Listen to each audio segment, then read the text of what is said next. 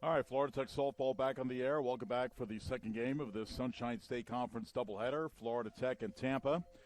Tampa won the first game by the score of 9-2. They had a big 7-run fourth inning. 9 runs, 12 hits, 2 errors for the Spartans. 2 runs, 8 hits, 2 errors for Florida Tech. Galhouse was the winner. She improves to 2-1. Samantha Guider, the loser.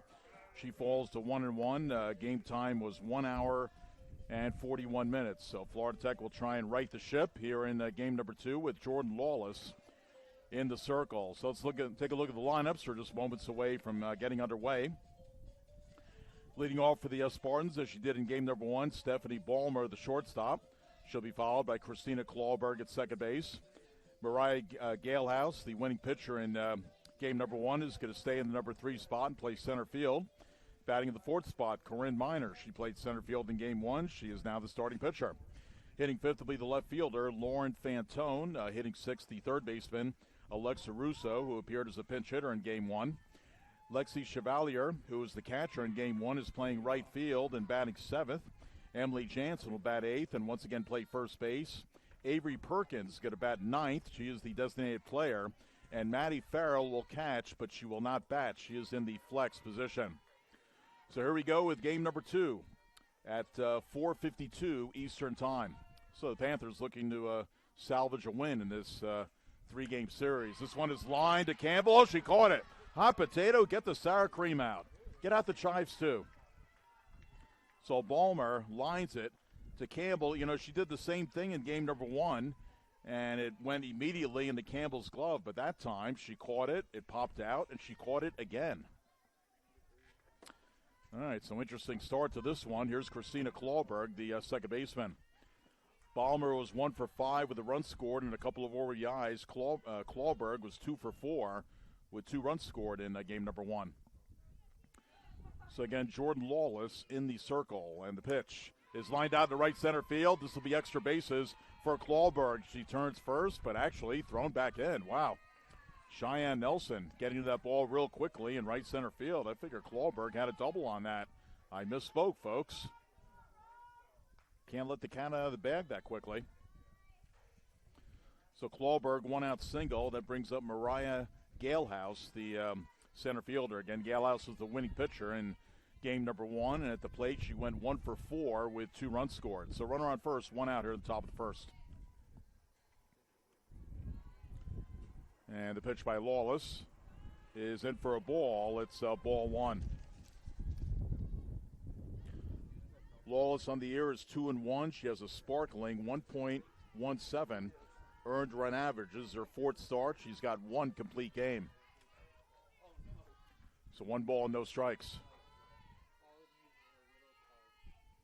And the pitch is high for a ball. Bernard Jethro is our home plate umpire. We got Charles Smith on the bases. Lawless in 12 innings this year has allowed 9 hits. She's given up 4 runs.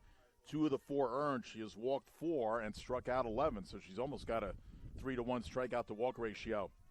Opponents are batting .205 against her. The pitch is in for a ball inside. That'll run the count to a 3-0 on Christina Klauberg. So Lawless has allowed 1 home run in 12 innings of work. Again, opponents batting .205 against her. Slightly open stance, Klauberg from the right side. The 3-0 is in for a called strike, and it's 3 balls and 1 strike. Well, again, Lawless was the losing pitcher 2 nights ago in that lightning shortened game. She went 5 innings. She allowed 2 runs, but both of them were earned. She gave up 3 hits. She walked 2, and she struck out 3. She threw 82 pitches. And the pitch is in for a called strike. So Lawless fell behind 3-0. She has gotten the count to 3 balls and 2 strikes. So Lawless really not a bad effort the other night against Tampa. Tampa scoring 2 unearned runs in the 3rd inning as the Panthers got a little sloppy in the field, made a couple of errors. And that was really her only blemish. Otherwise pitched very well.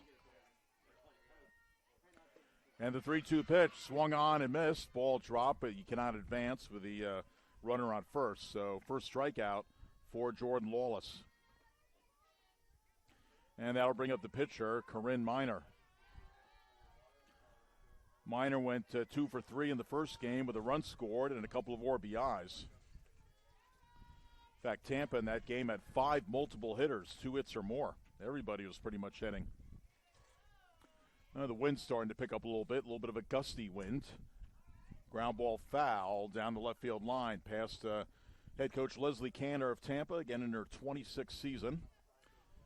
So Tampa, with that win, evens their overall record at 3-3. They were 19-9 last year in the abbreviated season.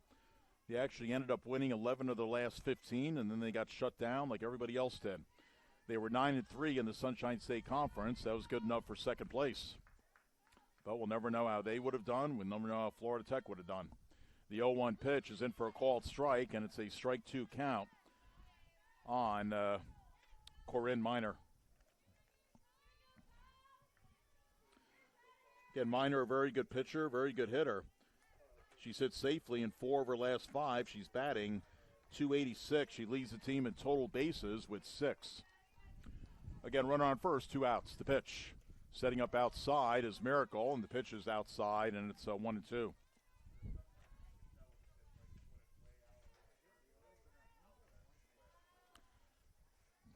Again, Minor, nothing fancy about her stance. Feet parallel to the plate. Checking her sleeve is Lawless for what pitch would be best here. Just like a quarterback on a football team. The 1-2 pitch is outside, reeled in nicely by Miracle, and it's 2-2.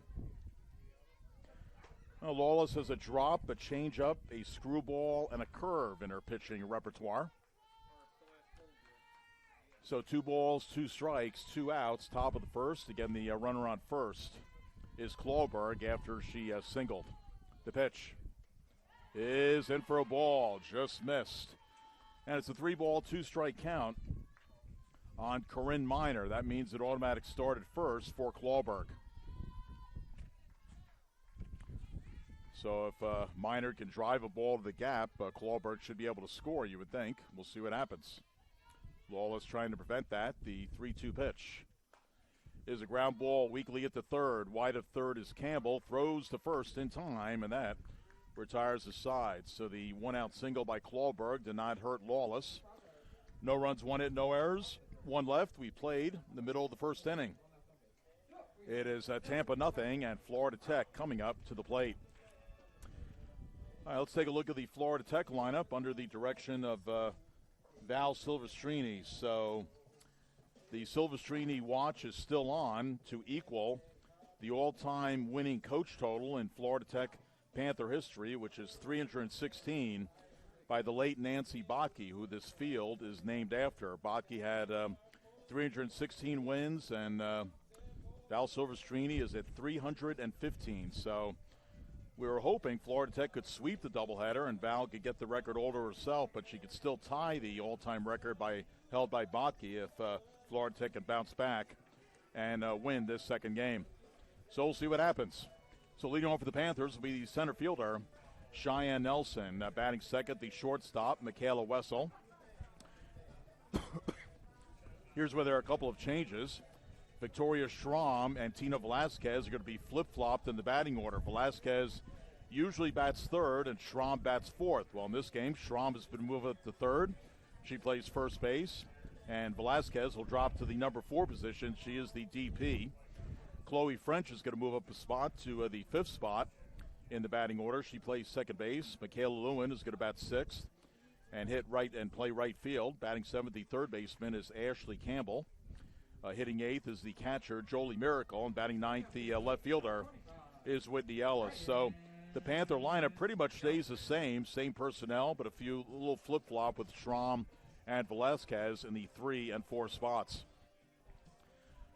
So Cheyenne Nelson will come up. She went 1 for 3 and a double in game number 1, and that 1 hit stretched her hitting streak to 6 games. So she has hit in all 6 of the Panther games. And the Panthers dropped to 4-2 with that loss in game 1. Check swing and a foul down the left field line by Nelson out of Snohomish, Washington.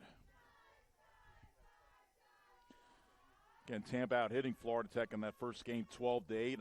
Again, outscoring them 9-2. I mean, you could say this about any game, I guess so. You take away 1 inning and Florida Tech might have won. Well, that big inning for Tampa was the 7-run fourth. Pitch is high for a ball. Leslie Cantor came over and gave me the line, but I said, hey, you really had your hitting shoes? And she said, yeah, we did for one inning. And I said, well, you still won the game, Coach.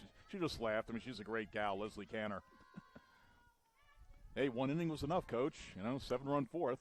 There's a pop-up to the left side, and Ballmer makes the catch, one away. So that'll bring up Michaela Wessel, the shortstop. Michaela went 1 for 3 and a run scored in game number 1.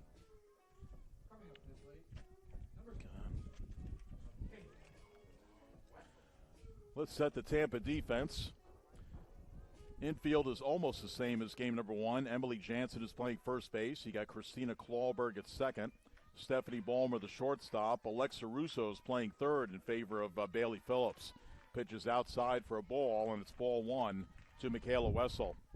In left field is Lauren Fanton. In center field is Mariah Galehouse. Again, Galehouse was the winning pitcher in game 1, and now she goes out and plays center field. And in right field is Lexi Chevalier playing in right field for Profit, who played in game number 1. And Chevalier was the catcher in game 1. Maddie Farrell is catching this game. Pitches in for a ball, and it's 2 balls and no strikes on Michaela Wessel with Victoria Schramm in the on-deck circle. Again, Corinne Miner is in the circle for the Spartans. She has primarily a rise ball and a curve ball. So we'll see how that plays out here as the wind continues to be annoying. Nothing worse than gusty wind. If it's consistent, I can deal with it. If it's gusty, that'll drive an announcer crazy when you're outdoors. All right, 2 balls and no strikes. The pitch is in for a called strike, and it's 2-1 on Michaela Wessel. So Miner with the winning effort 2 nights ago. 5 innings, shutout ball. So she pitched a 4-hit shutout, walked 2, struck out 5 through 66 pitches. Ball fouled off and out of play. So she threw 16 less pitches than Lawless did 2 nights ago. Picked up the win. Miner's now 1-2 in the year. Lawless with a loss. That was her first one. She is 2-1.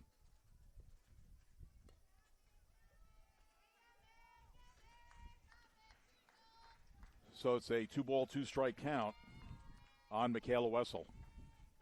And the pitch is a rise ball. That rose very high. And it's a ball. It's 3 balls and 2 strikes.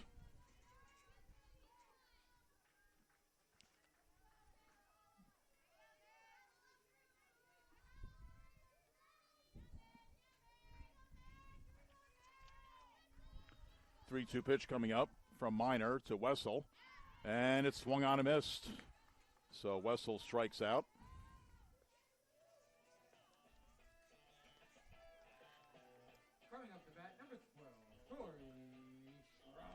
And that'll bring up Victoria Schramm, the Panther first baseman. So 2 outs, nobody on here in the bottom of the first. And pitch to Schramm is a fastball in for a called strike, and it's 0-1. Well, Schramm, one of the bright spots in game number 1. She went 3 for 3, 3 singles. Pitch is low for a ball. That'll even the count up 1-1 on Schramm. She's hit safely in 5 of the 6 Panther games. Being played slightly to pull toward left center. Feet parallel the plate. And the 1-1 is swung on and missed. Nice pitch there by Miner. And it's 1 ball and 2 strikes.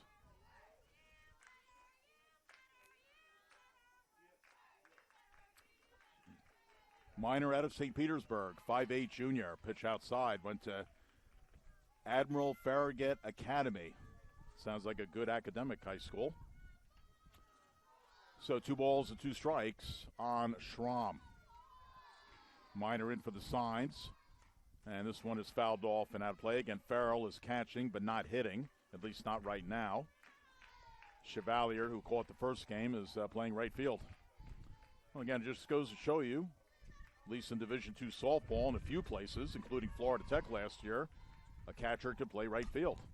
There's a ground ball in the hole to second, picked up by Klauberg, throws to first in time, and that ends the inning. So Corin Miner with a very impressive first inning, and she sets the Panthers down in order, 3 up and 3 down. So we played 1 inning here at Nancy Bocke Field on the campus of Florida Tech. It is Florida Tech nothing And Tampa nothing. We'll pause and be back. This is FloridaTechSports.com.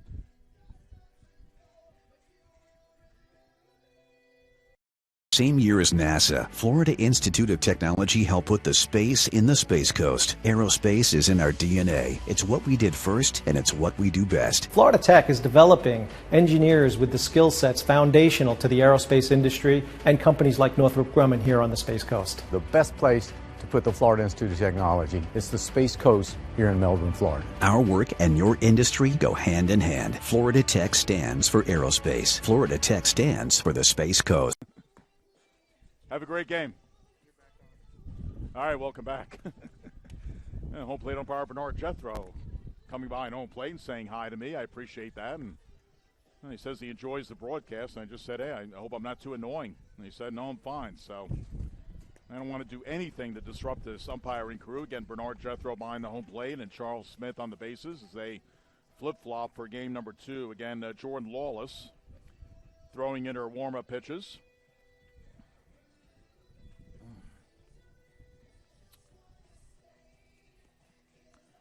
And Lawless, a graduate student, 5'8", out of Okeechobee, also a transfer from Eastern Florida State. Wants to get into the orthopedic world and become a physician's assistant. I'm sure there are some jobs there for that position. That and nursing.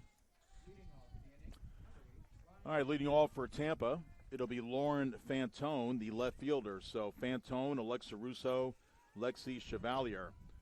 5, 6, and 7 in the batting order to face Jordan Lawless. Again, we have no score in the top of the second. Again, we are scheduled for 7. Again, Tampa won the first game 9-2. And Lawless with the first pitch at the top of the second, in for a called strike, and it's 0-1. Fanton had a productive first game, 2 for 4 with 3 RBIs. Tampa made pretty good contact in that first game. They only struck out 3 times.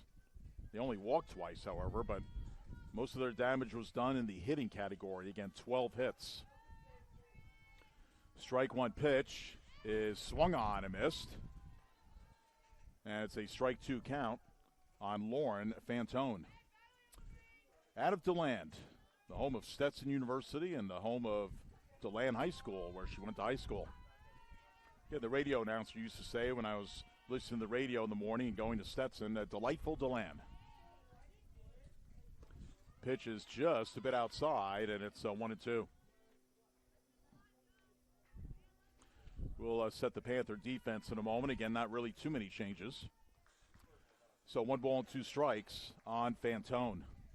Lawless checking her sleeve for the right pitch to throw here. And the pitch is just a bit low, and it's 2-2. Oh, we got Victoria Schramm at first base. At second base, Chloe French. Shortstop is Michaela Wessel. At third base is Ashley Campbell. Will set the outfield in a moment.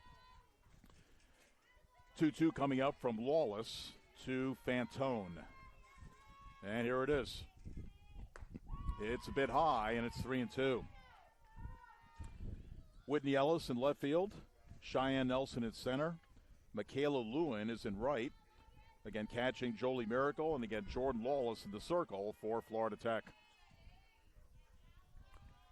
Outfield is playing Fanton to go the other way. Center fielder Nelson shading her slightly to left center. Swung on and missed. So Fanton strikes out. That's the second strikeout already for Jordan Lawless. She's not walked anybody yet. She has allowed 1 hit. So 1 out, nobody on here in the top of the second. No score, and here's Alexa Russo, the third baseman. Russo did not start the game in game number 1, but she did appear as a pinch hitter, and she struck out. Right-handed batter against Lawless. And the pitch is outside, ball 1. Nelson has not moved from her spot in center field, so she's playing the right-handed hitting Russo to slightly pull it. Russo, one of the 4 players out of Tampa Catholic High, just a freshman. Again, on this Tampa team, 20 players and 9 are freshmen, so nearly half the team. So a pretty young squad. Ball's fouled off and out of play. Looks like Leslie Cantor has a lot to look forward to with this team. She's only got 2 seniors, so she doesn't lose much there. 6 juniors, 3 sophomores. Again, mostly out of Florida. 17 of the 20 players, 4 out of Tampa, 2 out of Valrico, which is right next to Tampa, along with Brandon. Don't want to forget about Brandon. Or Ybor City. There's a lot that goes on in Ybor City. 1-1 pitch is a high pop-up. Where is it? I can't see it. Miracle says, it went out of play. All right. I think it went right behind us. So it's a 1-ball, 2-strike count on Alexa Russo.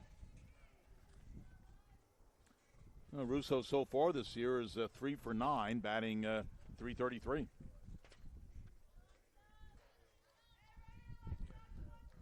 So Lewin with the 1-2 coming up.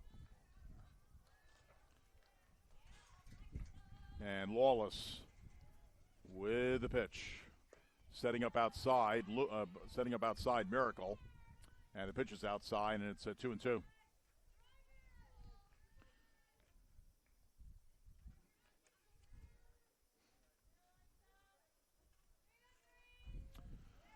So 2-2 the count. Wind continues to swirl right now. At this very moment, it's blowing out to left field, but that can change on a dime. It's kind of a swirling wind.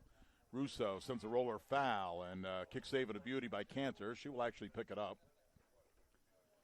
Again, Leslie in her 27th year, and right now, with 3 wins and 3 losses, she is officially 678 and 458 in her career. That is a heck of a record. So about 220 games over 500. There's a chopper foul, and Cantor says, I'm not going to deal with that one. It goes by her down the left field line. 11 NCAA appearances for Cantor in her 27 years. I mean, if you make the tournament every other year, you're doing a pretty good job. She's also won the Sunshine State Conference Coach of the Year honors 5 times. 1986 graduate from University of South Florida over in Tampa. She was a 3-year player and a very good one, and she is a very good coach and a very good person.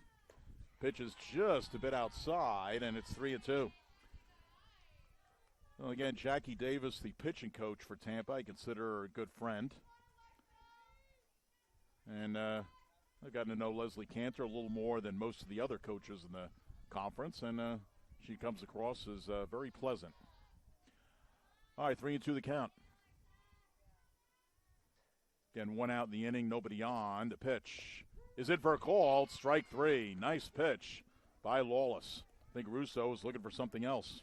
So that's the 3rd strikeout of the game for Jordan Lawless. She gets Fanton and Russo back-to-back to start off the 2nd. And here's Lexi Chevalier, the right fielder. Lexi in game 1 went 2 for 4 with a couple of RBIs. In fact, she hit a 2-run homer during that 7-run 4th inning. Stephanie Ballmer also hit a 2-run homer during that 7-run 4th, and that was more than enough. The pitch is a ground ball, hot shot to Campbell, throws to first in time. Quick reflexes by Ashley Campbell. She has been a busy Panther at the hot corner at first base.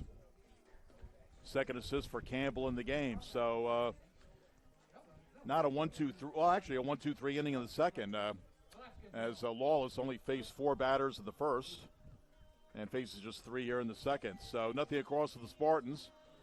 We go to the bottom of the 2nd inning here at Nancy Botke Field on the campus of Florida Tech. It is Florida Tech nothing and Tampa nothing.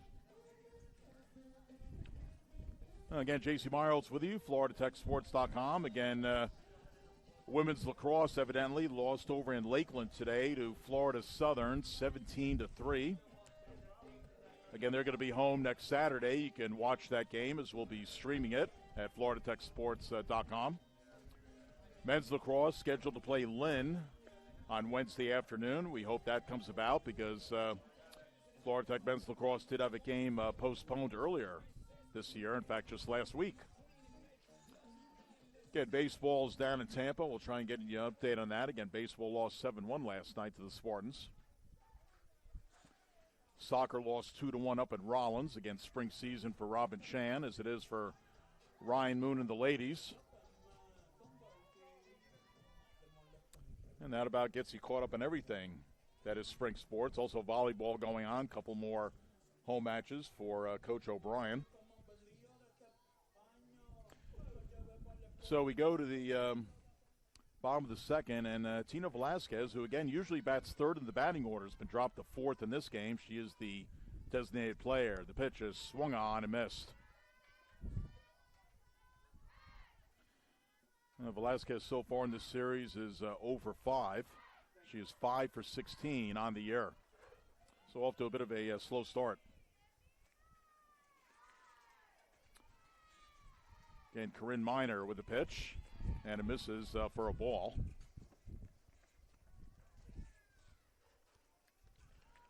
So 1 ball and 1 strike.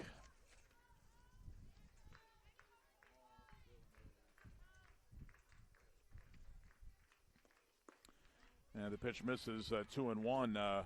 Miner at Tampa is a human performance major. She also won the 2020 Female Iron Spartan Award, which was for her efforts in the weight room. So she lifts those weights. Pitch on the way is a high pop-up foul behind us and out of play. So the count evens up 2-2 on Tina Velazquez. So that evidently is a real prestigious award to win, the Female Iron Spartan Award for efforts in the weight room, as well as focus, leadership, and positive attitude.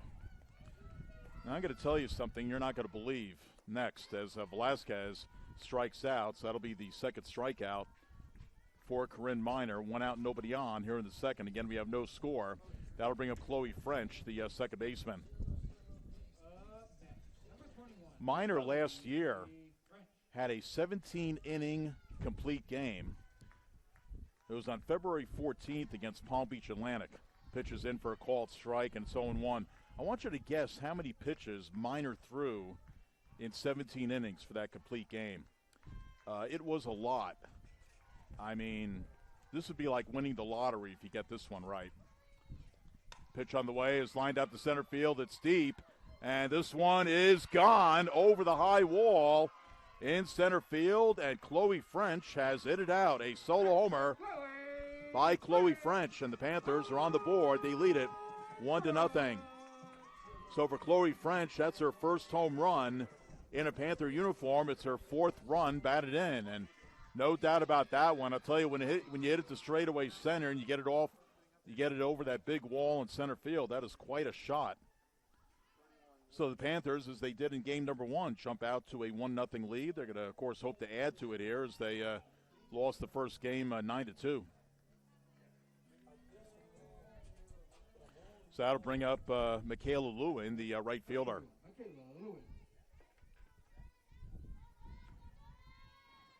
And the pitch is in for a ball. So again, a 17-inning complete game shutout by Corinne Miner last year. She won the game 2-0. By the way, it was a 10-hit shutout. Well, if you pitch 17 innings, you're probably going to go 10 hits. Pitches outside, but how many pitches did she throw? 247. I kid you not. That's what was quoted in the article. 247 pitches in 17 innings of work. There's a roller hit toward short. Balmer up with it. Throws to first in time. And that'll be out number 2 here in the second inning. Again, Florida Tech on the solo homer by French, winning it so far 1-0. That'll bring up the third baseman, Ashley Campbell. So if you're going to pitch 17 innings, you're probably going to be north of 200 pitches, and Miner was in that game. So she threw an average of 14.5 pitches per inning.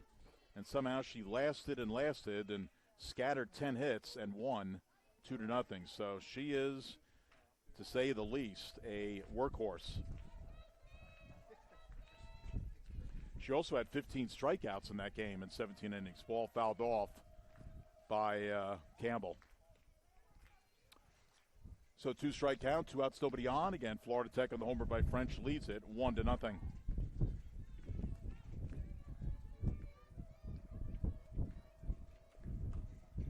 And this one is popped up to left, and it is missed by the left fielder. And going into second is Campbell.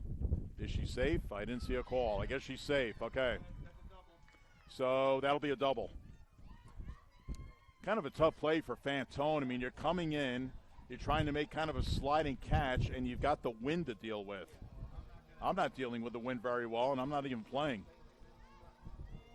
I mean, can you imagine playing the outfield? I mean, the infield would be tough too, but the outfield is really difficult. So, 2-out double by Campbell. She's on second. Here's Jolie Miracle, the Panther catcher. Pitch is high for a ball.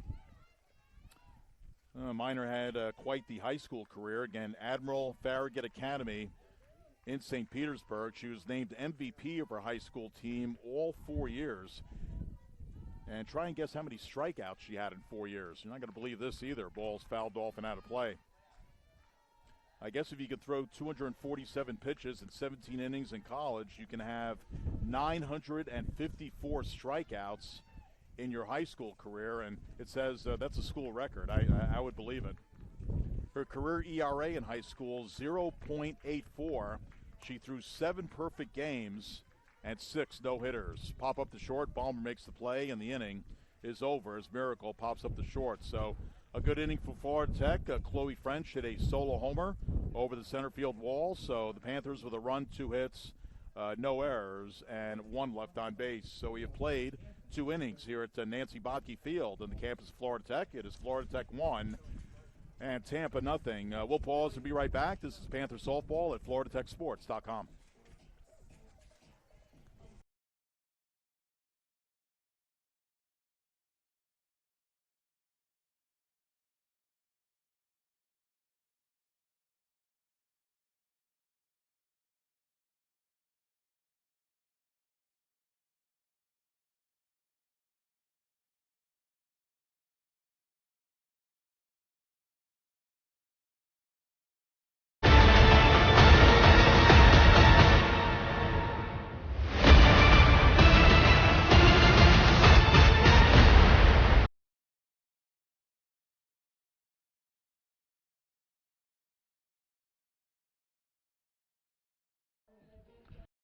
All right, welcome back for the top of the third inning as the wind continues to not quit.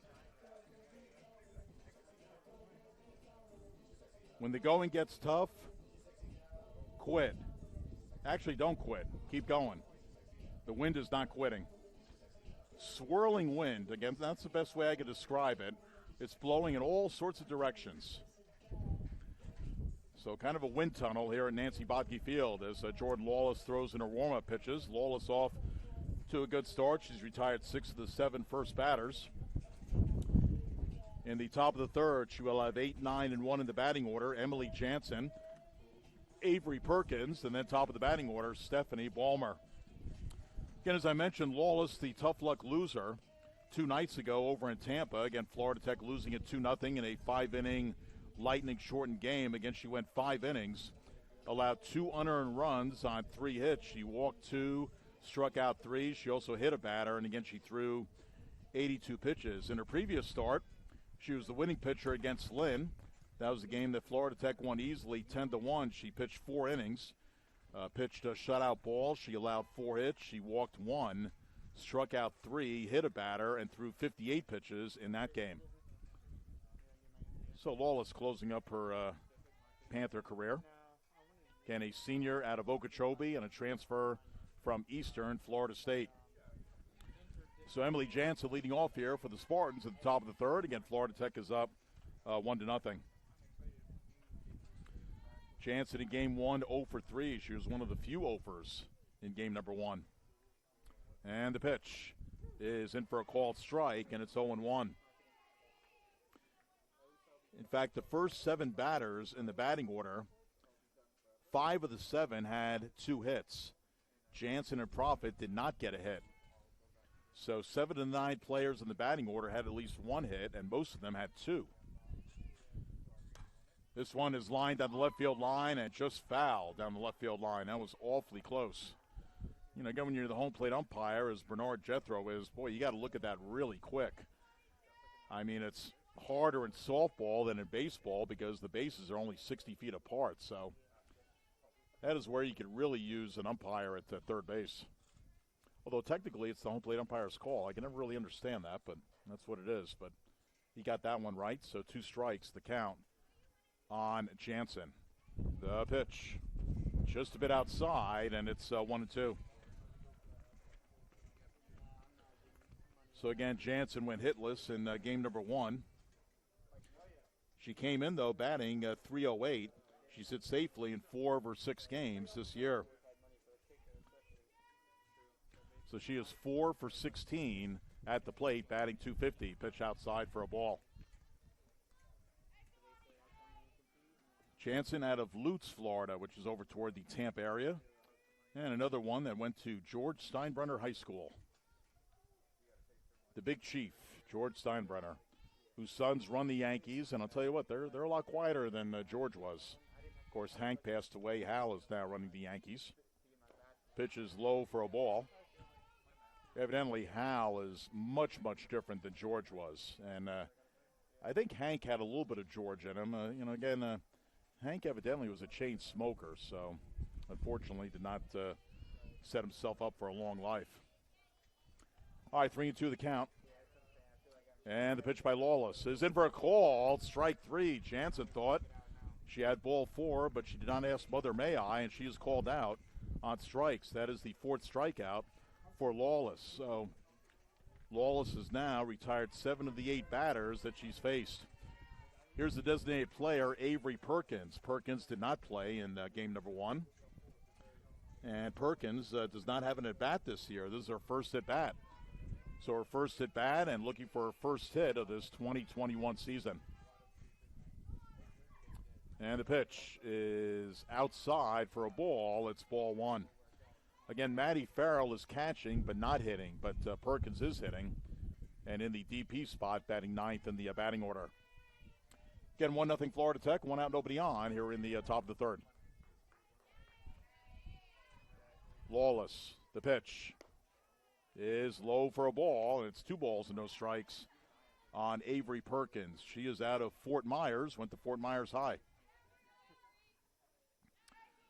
Fort Myers, a great place to be if you're into spring training baseball. You got the Red Sox and the Twins playing in different stadiums across town from each other. The pitch is swung on and missed. And they are letting in some fans into JetBlue Park where the Red Sox train.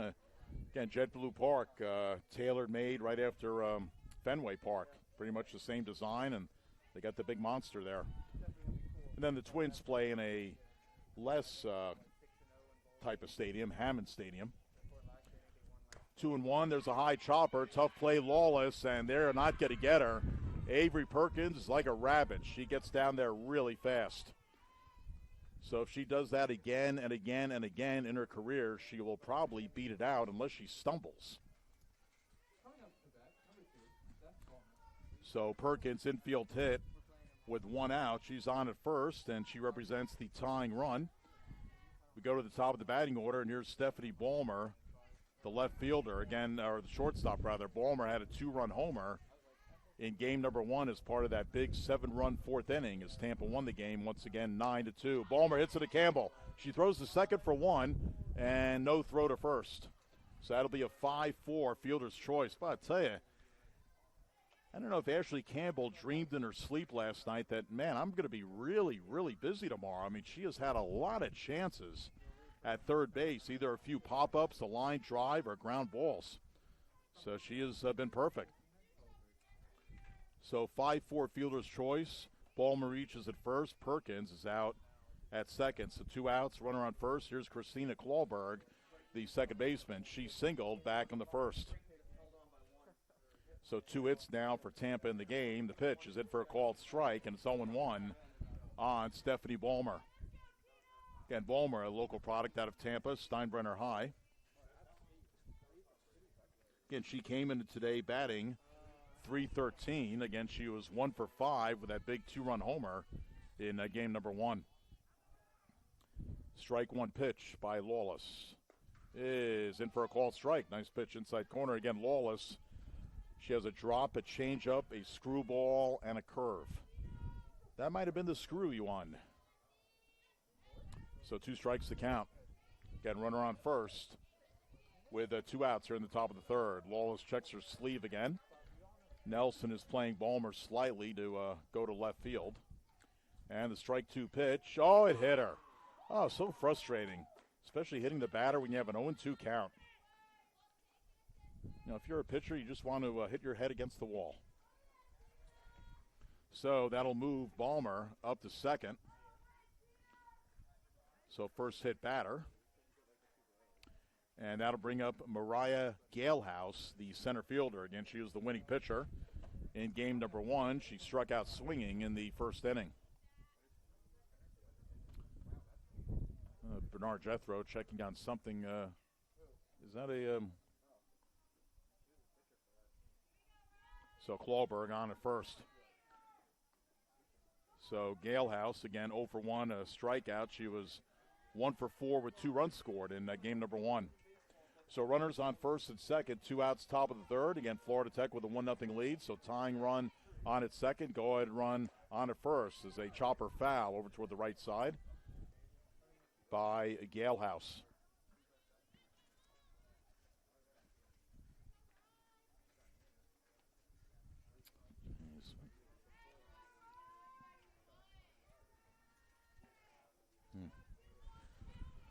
So Galehouse, tall right-handed batter with a slightly open stance. She is an elementary education major at Tampa.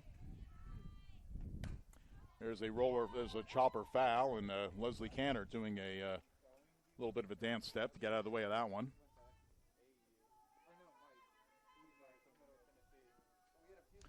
Last year, Galehouse finished the season with a .375 batting average, .406 on base, and .466 slugging. So again, Galehouse at the plate. Boy, elementary education. I'd be kind of curious, being a substitute teacher, what grade she might like to teach, but sounds like it might be K through 6. All right, strike 2 pitch by Lawless as a Miracle sets up outside, and the pitch is outside. It's a 1-2. Well, again, the sun is out in all its glory. The scattered white clouds that were over Nancy Botke Field have pretty much gone away, and they had ventured out west. So the sun looks like it's going to be out for quite a while at 5:33 Eastern Time. The pitch just a bit outside, and it's 2-2. I think that was the curveball by Lawless. Well, again, the screwball would go the other way to the right-handed batter, so that had to be the curve. So what pitch will she throw here? Again, drop, change up, screwball, or curve. The 2-2 is ripped down the left field line, but it's foul. So good aluminum on the bat there by Galehouse, but severely hooked it, and that was foul by a lot as the left fielder Ellis chasing it down in the corner. So the count remains 2 balls and 2 strikes on Mariah Galehouse. Maybe the most second famous Mariah in the country to Mariah Carey.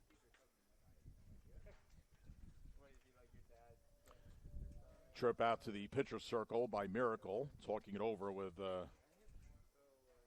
Lawless, and home plate umpire Bernard Jethro saying, "Hey, what's up, ladies? Let's speed things up a little bit.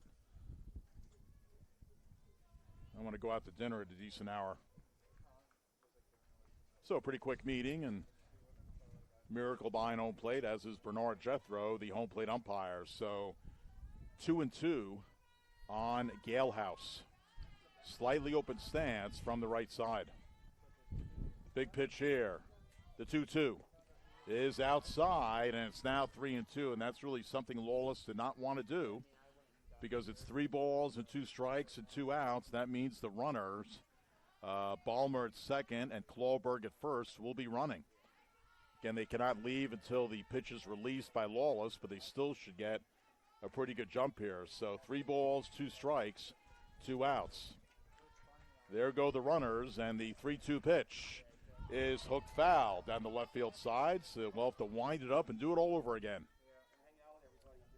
Back to second goes Balmer. Back to first goes Klauberg. So Galehouse has gotten some good aluminum on the ball, but she just has to hit it fair. Again, Tampa did a lot of that in the first game. 9 runs on 12 hits. They hit a lot of balls fair. All right, 3-2 coming up. And the 3-2 runners go. There's a fly ball to left. It's deep. Ellis is back, and this one is gone. And Mariah Galehouse has hit a 3-run homer to give Tampa a 3-1 lead. So they hit 2 home runs in the first game, and Galehouse connects here. Not much doubt about that one. And again, we got a wind blowing out toward left center, so that might have gotten a little bit of assistance, but that ball was well struck by Galehouse. So again, Galehouse kept battling Lawless at the plate. A couple of foul balls. She finally straightened one out and hits the 3-run homer. So Tampa looking to sweep this doubleheader and sweep the 3-game series. They're up 3-1. It's only the top of the third, though. Here's Corinne Miner, the pitcher. She grounded out to third base back in the first. And the pitch. This one is lined down to right center field, and it's going to be a base hit. Cut off by Nelson. She will hold Miner to a single.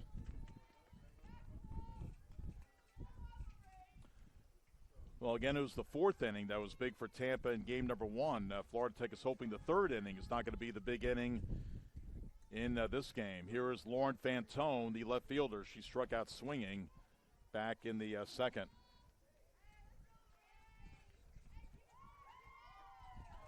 Again, Tampa, they came in today hitting just 1 home run in their first 5 games, and already they've hit 3 today combined in the doubleheader. The pitch is outside for a ball.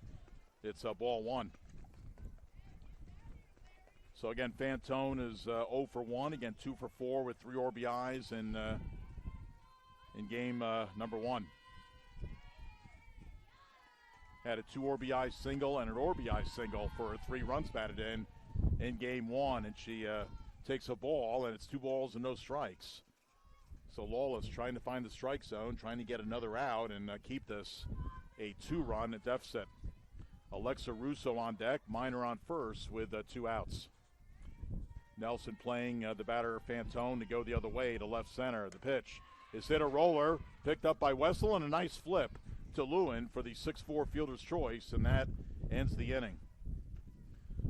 So Lawless able to get out of it. She faced 7 batters in the inning. Again, the big hit was a 3-run homer by Mariah Galehouse. So in the inning, 3 runs on 3 hits, and 1 man left on base. So we've played 2.5 innings here at Nancy Botke Field on the campus of Florida Tech. It is Tampa 3 and Florida Tech 1.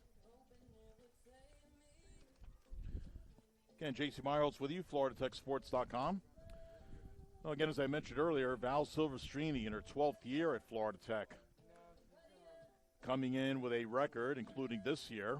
And again, this year, Florida Tech so far is 4-2. They have dropped 2 straight to Tampa after winning their first 4. So up to date, Val Silvestrini's record is 315 and 234.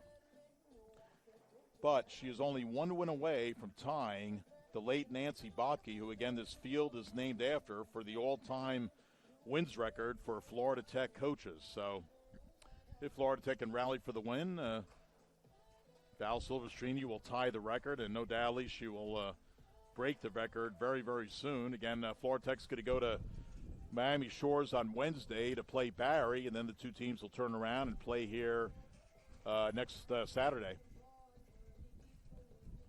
Well, again, Florida Tech is hoping to get in about 25 games or so, about the equivalent of half of a season.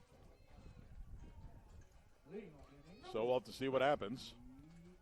Florida Tech last year was 16-11, 7-2 in the Sunshine State Conference. They were tied for 3rd with Embry-Riddle. So they got 27 games in last year and hoping to get close to that this year. And the pitch is in for a ball. It's 1-0. Whitney Ellis leading off for Florida Tech here in the bottom of the 3rd inning. Again, the Panthers trail 3-1, so it's going to be Ellis, Nelson, and Wessel, 9-1-2 in the batting order to face Corinne Miner. And Miner delivers a strike on the outside corner. It's 1-1 on Ellis. Whitney 0 for 3, but she did have an RBI in game number 1 on a ground out. Slightly open stance from the right side. And there's a pop-up by Ellis. It's straight back, out of play. And the count goes to 1-2 on Whitney. Again, Whitney out of Van Buren, Arkansas, an electrical engineering major. Says she would like to work in Disney World in the Imagineer department. Well, sounds beyond me.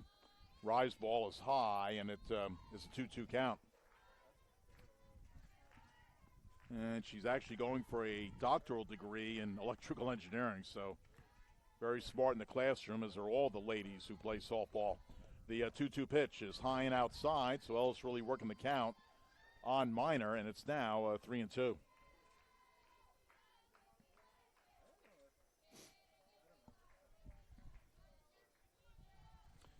And the 3-2 is swung on and miss, so Ellis strikes out.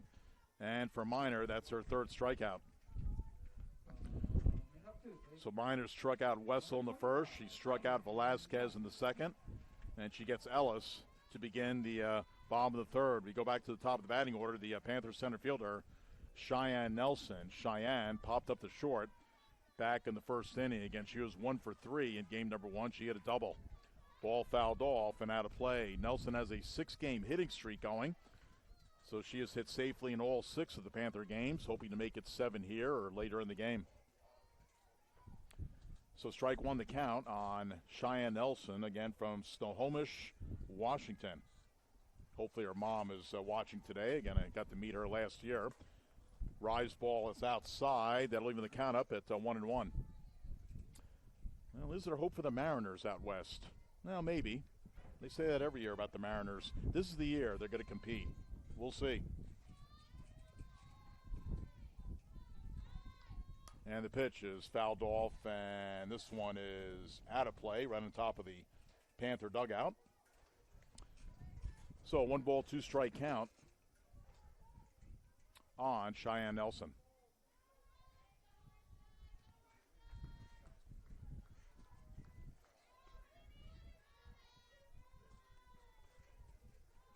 And the pitch is a pop-up, and Minor is going to take this right at the edge of the circle and makes the play. So Nelson pops up to Minor, 2 outs, nobody on. That'll bring up Michaela Wessel, the shortstop. Wessel struck out swinging against Minor back in the first inning.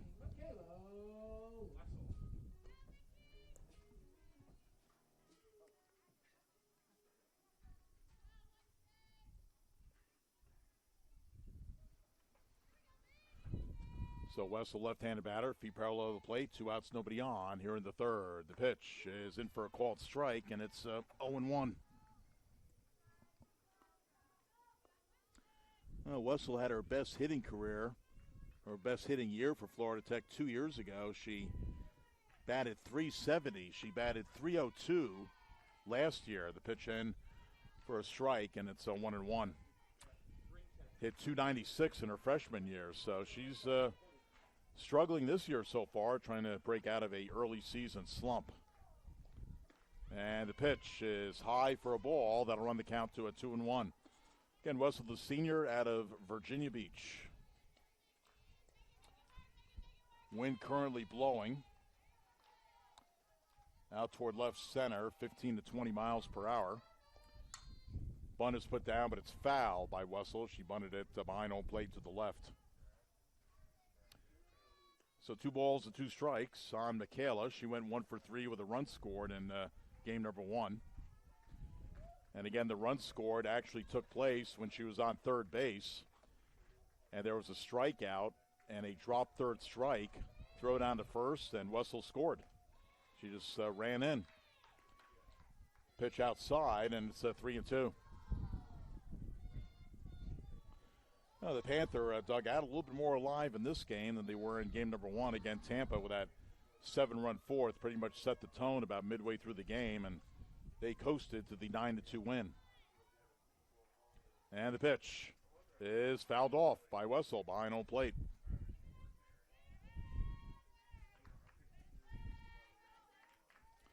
So again, 3-2 is the count.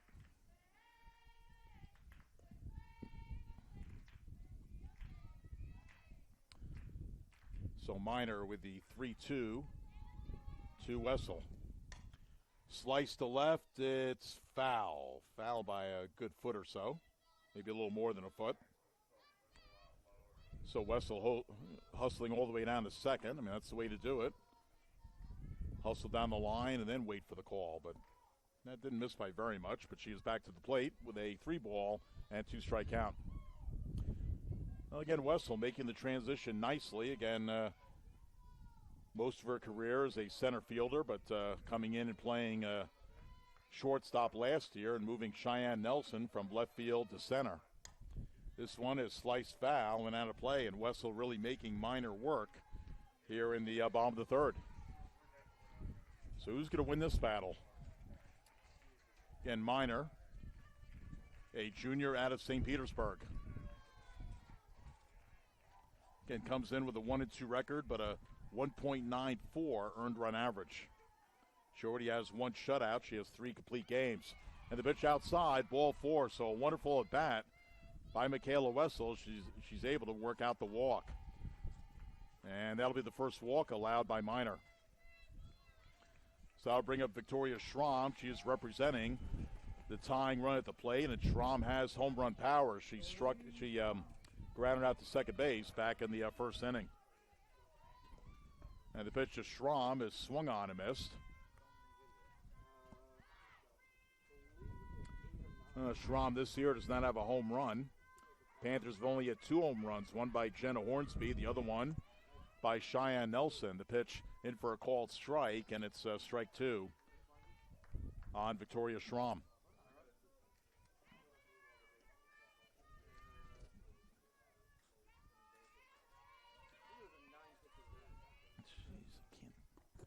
Pitch outside, throw down to first is not in time, close.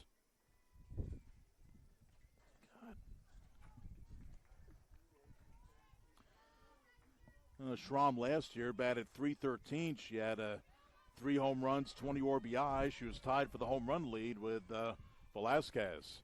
And the pitch in for a strike. Jeez. Strike 3 in the inning is over. So nothing across for Florida Tech in their half of the third inning. We go to the top of the 4th inning. It is 3-1 Florida Tech. We'll pause. This is FloridaTechSports.com.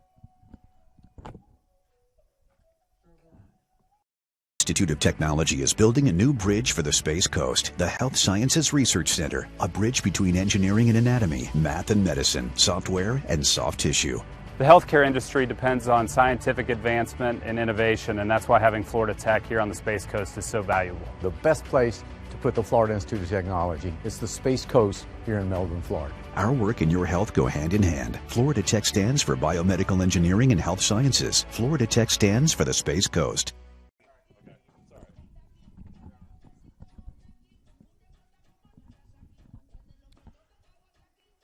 All right, welcome back for the top of the 4th inning. Again, J.C. Myholtz with you, FloridaTechSports.com.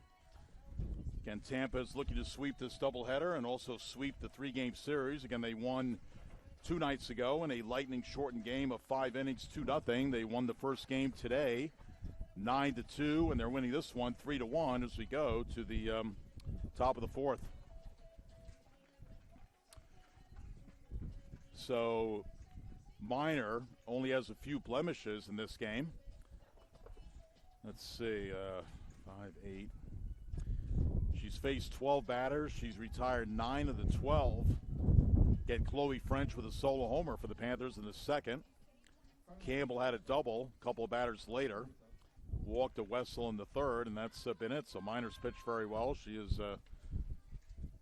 back in the dugout, and Lexi Russo is going to lead off for the Spartans here in the top of the 4th. Again, Tampa up 3-1. Again, the big hit, a 3-run homer by Mariah Galehouse in the third.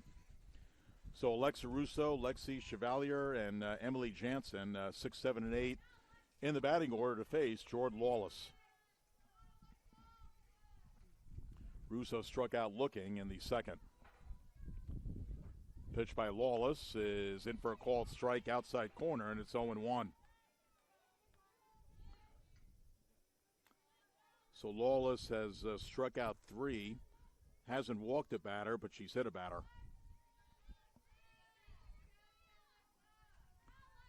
Russo, a slightly open stance, very slight from the right side. And the pitch is just a bit outside. And it's a 1-ball, 1-strike count on Alexa Russo. Again, Alexa came in 3 for 9 of the year, 333. Again, she pinched hit in game number 1, struck out, and she struck out in this game. So actually right now she's 3 for 11 up to date for the year. So that's below 300.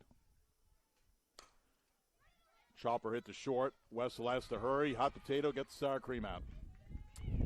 So I guess that'll be an error. So E6.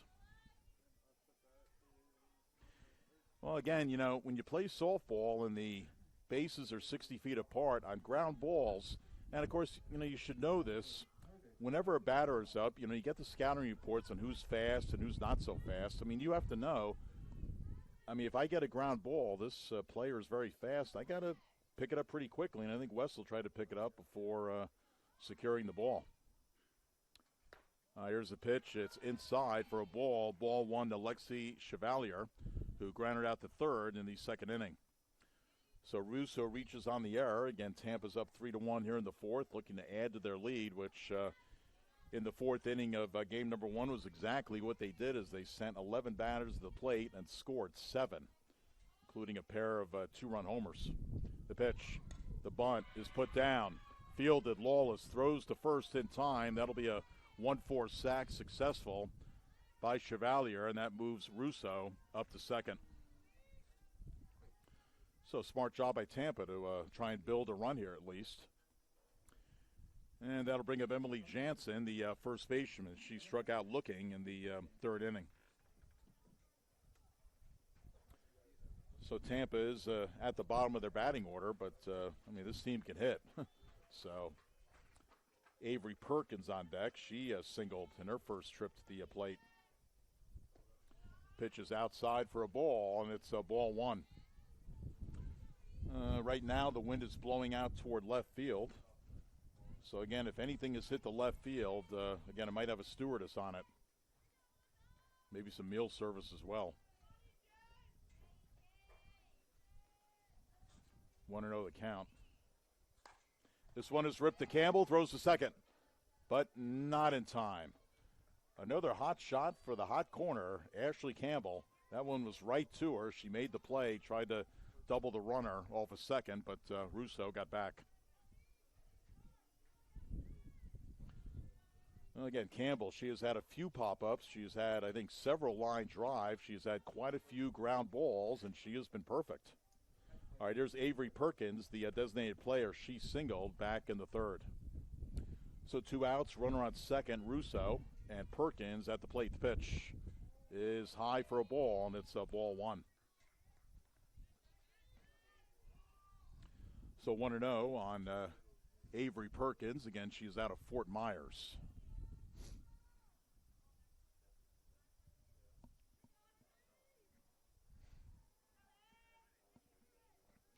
And the pitch is a chopper at the third. Campbell will go to third, and they got a tag, and they did.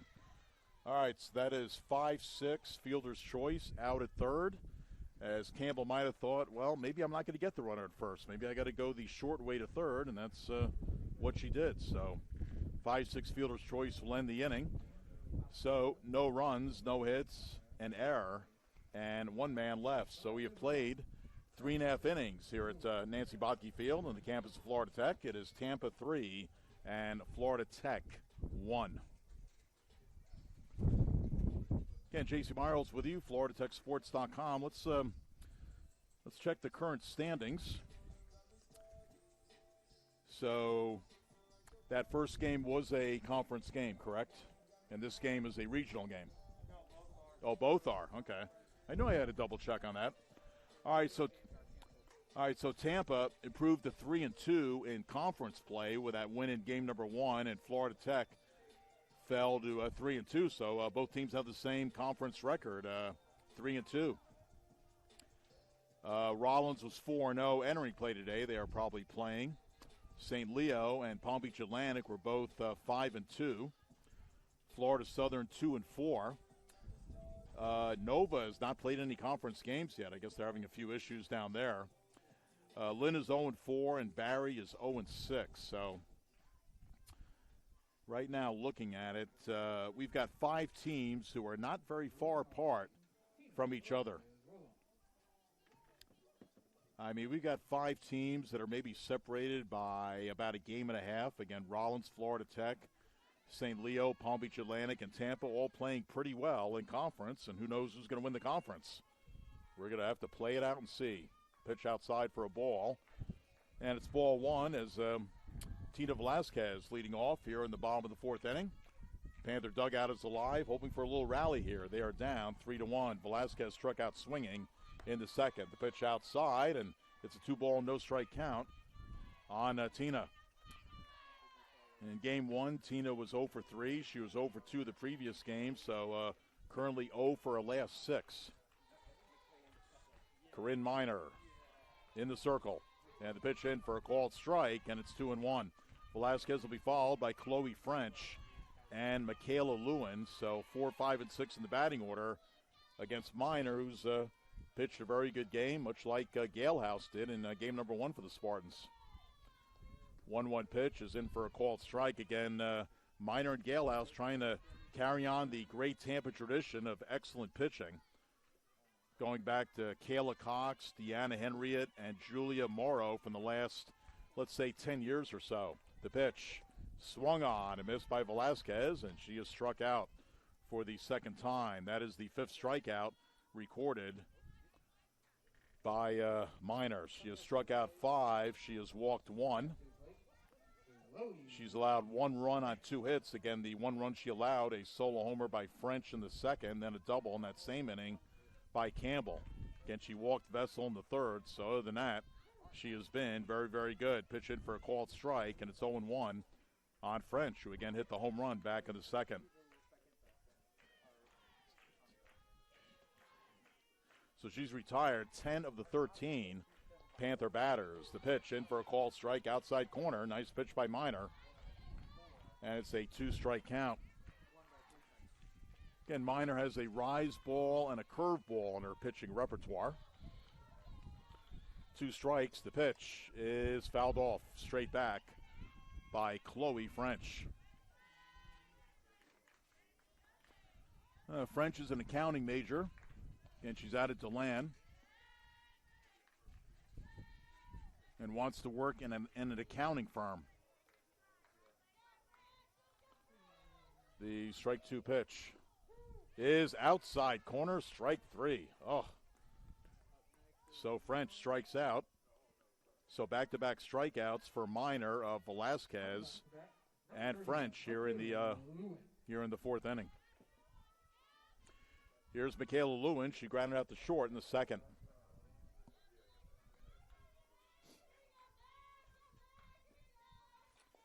Pitch to Lewin is fouled straight back.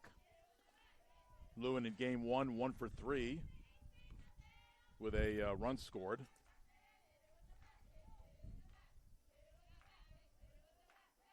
That 1 hit was a double. She also had a stolen base. So strike 1 pitch is on the outside corner.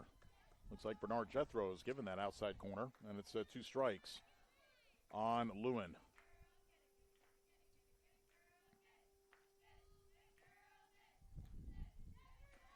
Again, she's out of New Zealand, the town of Lower Hutt. There's a fly ball, deep center field, but it's going to be caught at the warning track. Nice running play by Galehouse in center field. The ball was well struck. It would not have been a home run because Lewin hit it to the park of the ballpark where the big wall starts in left center going to right center, but well struck, but a nice running catch by Galehouse, and that retires the side. So that is the 2nd time in the game that Miner has retired the Panthers in order. 3 up and 3 down. So we played 4 innings here at Nancy Botke Field on the campus of Florida Tech. It's Tampa 3 and Florida Tech 1. We're going to pause and be back. This is Panther Softball at FloridaTechSports.com. Innovation depends on secure data, and Florida Institute of Technology helps meet the demand for both. We dream in binary code. Information assurance is part of our programming. When it comes to cybersecurity and AI, Florida Tech is a great asset to the Space Coast. The best place to put the Florida Institute of Technology is the Space Coast here in Melbourne, Florida. Our work and your future go hand in hand. Florida Tech stands for cybersecurity and AI. Florida Tech stands for the Space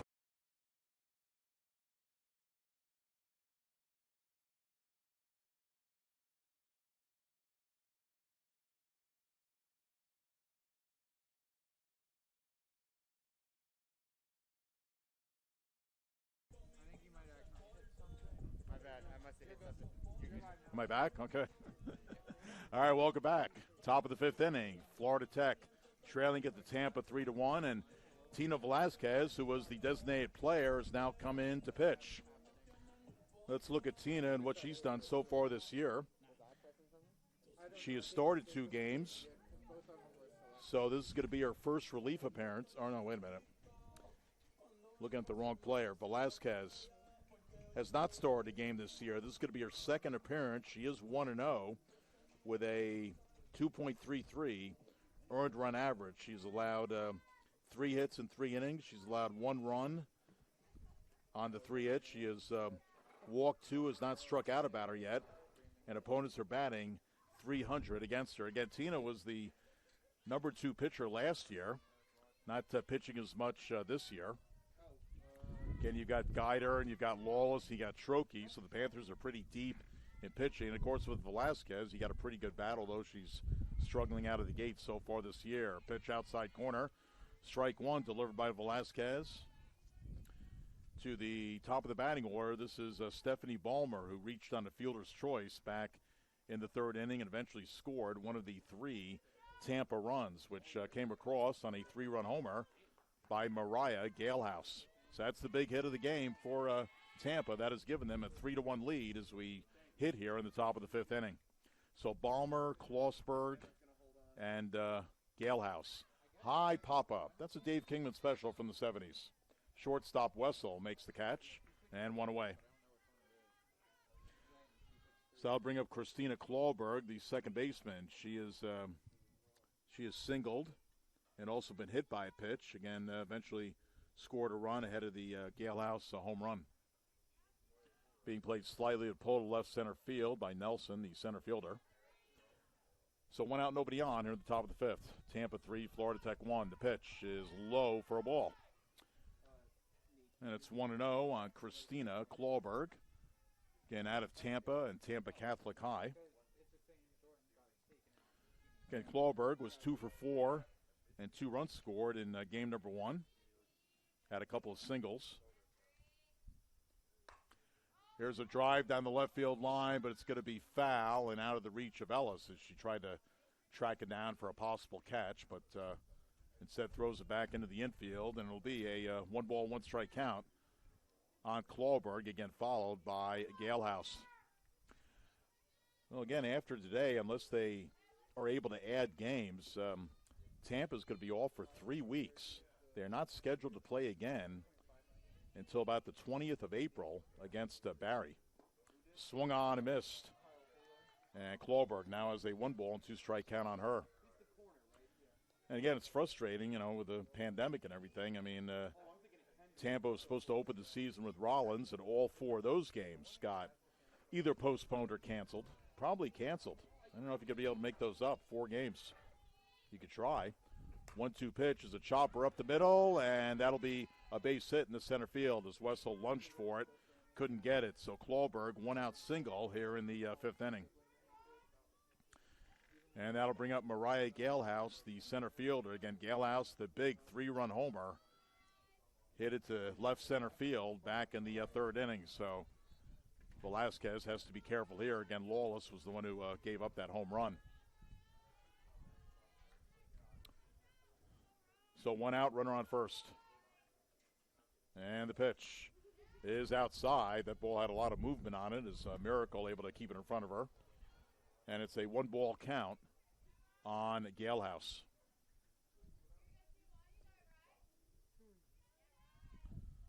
So again, Velazquez, 1-0 record, 2.33 ERA. Ball's fouled off. Well, last year she had a really good year in the circle. She was 10-4, a 2.3 ERA. Had 18 appearances. She started 8 games. She had 6 complete games. She also had 2 saves. She allowed 71 hits in 79 innings of work. Again, she could play first base. She could also play right field. She also DPs. The 1-ball, 1-strike pitch is fouled off and out of play. Last year, she allowed 34 runs and 79 innings of work, 26 of the 34 earned. And she walked 34, struck out 68, so she had exactly a 2-to-1 strikeout to walk ratio. She only allowed 2 home runs in 79 innings, and opponents batted just .227 against her. The 1-2 pitch. And fouled off as, once again, Miracle was setting up outside, and that ball came over the plate, and the Galehouse fouling it off. So 1-2 on Galehouse. Again, Klauberg on first. Again, 1 out, top of the 5th. Again, Tampa up 3-1. So Tampa trying to win their 3rd straight game and jump over the 500 mark. This one is just outside, and it's 2-2. So again, they did not get their series in against Rollins. Tampa lost 3 out of 4 to Palm Beach Atlantic, but then they bounced back, beat Florida Tech the other night 2-0, and then won the first game today 9-2. So, if Tampa gets their season going, they're going to be awfully tough to beat. 2 balls, 2 strikes, and the pitch is in the dirt. Nice block by Miracle as Klauberg goes back to first. So 3 balls, 2 strikes, 1 out. Let's see if Leslie Canner decides to send Klauberg. Again, he can't leave the base until the pitch is delivered. But Klauberg has very good speed. Velazquez with the 3-2. Klauberg is holding. Fly ball, deep center field. Nelson is back. She makes the catch right on the warning track.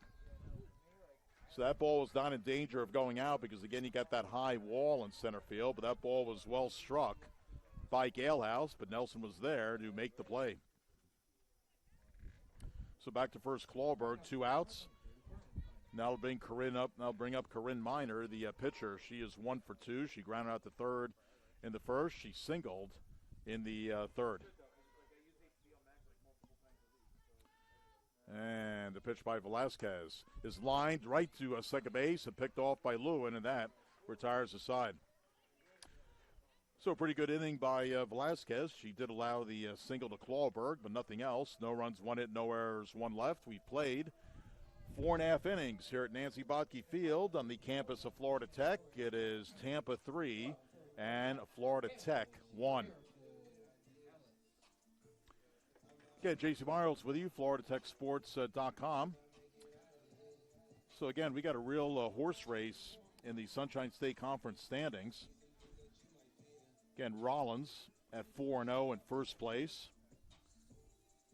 Florida Tech now at 3-2. Again, Tampa at 3-2, and against St. Leo and Palm Beach Atlantic both at 5-2. So again, we've got 5 teams in a horse race to try and win the conference, and we'll just have to see what happens. So again, always a lot of good quality softball in this conference. Again, Lynn and Barry are both winless. Again, last year we had a pretty good season going as well before we got stopped. Rollins was 10-2 in the conference.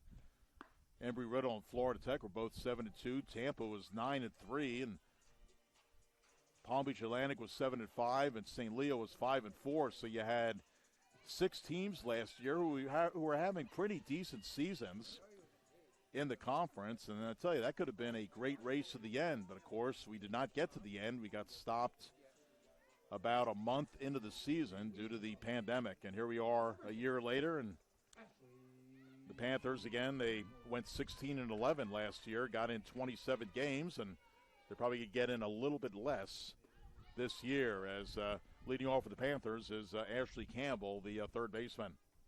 So strike 1 on Campbell. She doubled in the second. So 3-1 Tampa as Campbell leads off here in the bottom of the 5th. The pitch by Miner is low and inside.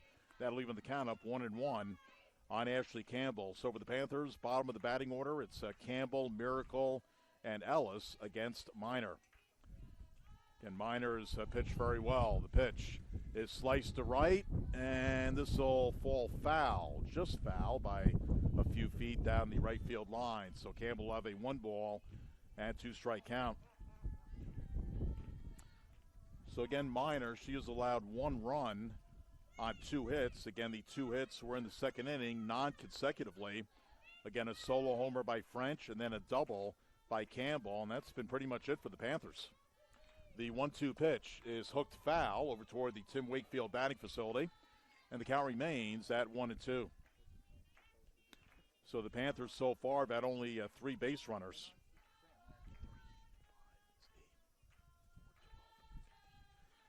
So Miners retired 12 of the 15 batters that she's faced, and it's hit right back to Miner real quickly, and Campbell is out 1-3, 1 out in the bottom of the 5th. Now we'll bring up Jolie Miracle, the Panther catcher. She popped up to short. Her first time up, she was 0 for 2 in game number 1.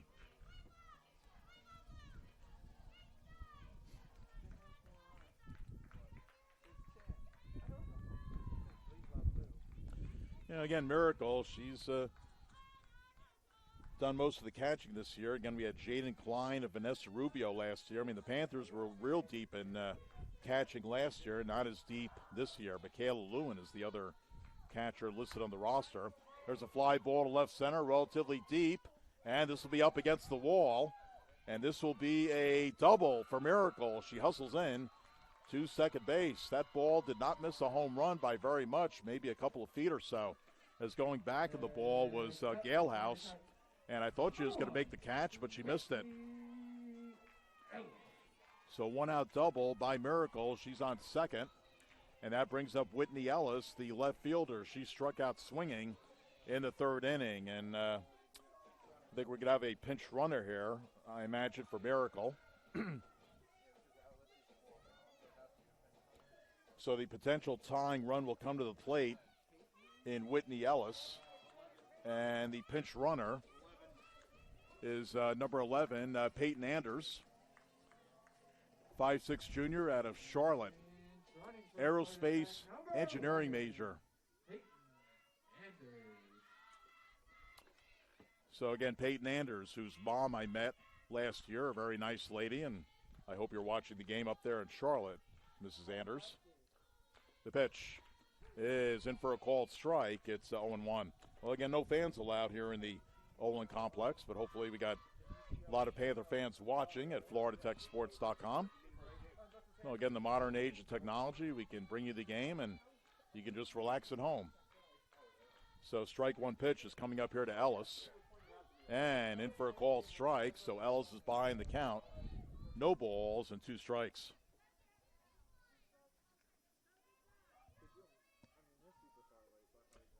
Again, Ellis does not have a home run. In fact, she is 0 for 4 in the year. Pitch is high for a ball. Ellis last year did hit a home run. She had 2 RBIs, just batted 118. Again, Emily Figueroa is injured. I'm not quite sure when she's going to be back, but she's been mostly the starting left fielder this year. The rise ball is high, and it's a 2-ball, 2-strike count on Whitney Ellis. Cheyenne Nelson is on deck, so barring a double play, Nelson, who's out to an outstanding start this year, although she's 0 for 2 in this game, she would certainly like to bat here. And Ellis strikes out. Oh, no, Ellis has Ellis did strike out. So Ellis has struck out twice. That is the 7th strikeout by Miner. So Cheyenne Nelson up at the plate. Nelson popped up to short in the 1st and popped up to the pitcher circle to Miner in the 3rd. So 2 outs, a runner on 2nd. The pitch is sliced to left. It's deep, but it's playable and caught by the left fielder, Fanton. So Nelson gave it a try, hitting the other way, didn't quite get enough fit, and she flies out to Fanton in left. So the Panthers threaten. They get a runner to 2nd on the double by Miracle, but they don't score. So no runs, 1 hit, no errors. 1 left. We have played 5 innings here at Nancy Botke Field on the campus of Florida Tech. It is Tampa 3 and Florida Tech won. We're going to pause to be back. This is Panther Softball at FloridaTechSports.com.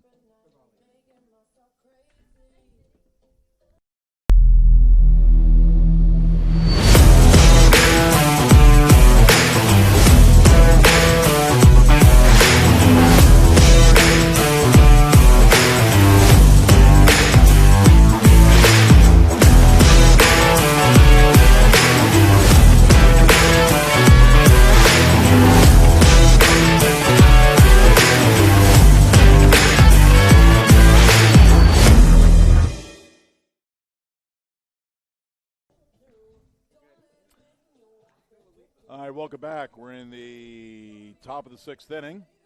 So coming down the home stretch of this one is Tina Velazquez in the pitcher's circle, beginning her second full inning of work. Again, Tampa leading it by the score of 3-1. And the Spartans are going to send up, at least scheduled, 5, 6, and 7 in the batting order. Lauren Fanton, Alexa Russo, and Lexi Chevalier. Right now the sun is going a little bit behind the clouds. I'm happy to see that because otherwise I'm going to get cooked. My forehead is probably taking a roasting right now. I mean, we're under a tent, but that really doesn't do much good as the sun continues to get a little lower and a little lower. How low can you go? 6:17 Eastern time, and probably no need for the lights as we only have a couple more innings to go unless we have extra innings.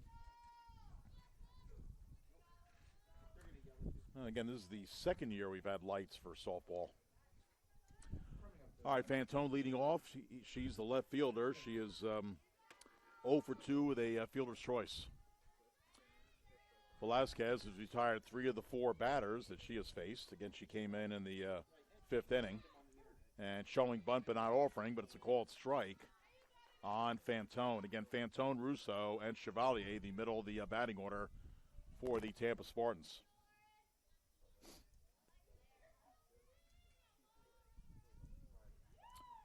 And the strike one pitch is lined to left center field. This is a gapper. It splits Nelson and Ellis in the outfield, and quickly a double. Fanton standing on second base. So Fanton going nicely the opposite way to left center.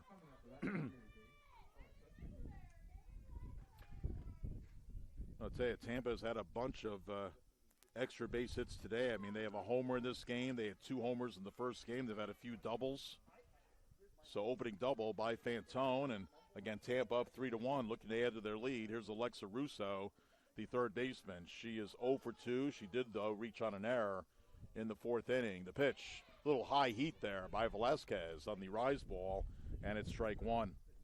So Velazquez 4 pitches, rise ball, changeup, screwball, and curveball. Now it's definitely the riser. 0-1 the count on Alexa Russo. She wears 33. Strike one pitch is lined to right base hit. That might be extra bases. It's definitely going to be an RBI, and Russo is going to motor in the second with a double, scoring Fanton from second base. And Tampa increases their lead to 4-1. So I'll tell you, nice piece of hitting. Fanton doubles to left center, and Russo, I mean, she sliced that ball, probably 20 feet from the line, but to right field, and that ball quickly got to the fence. So back-to-back doubles by Fanton and Russo, and I think we got a pinch runner at second.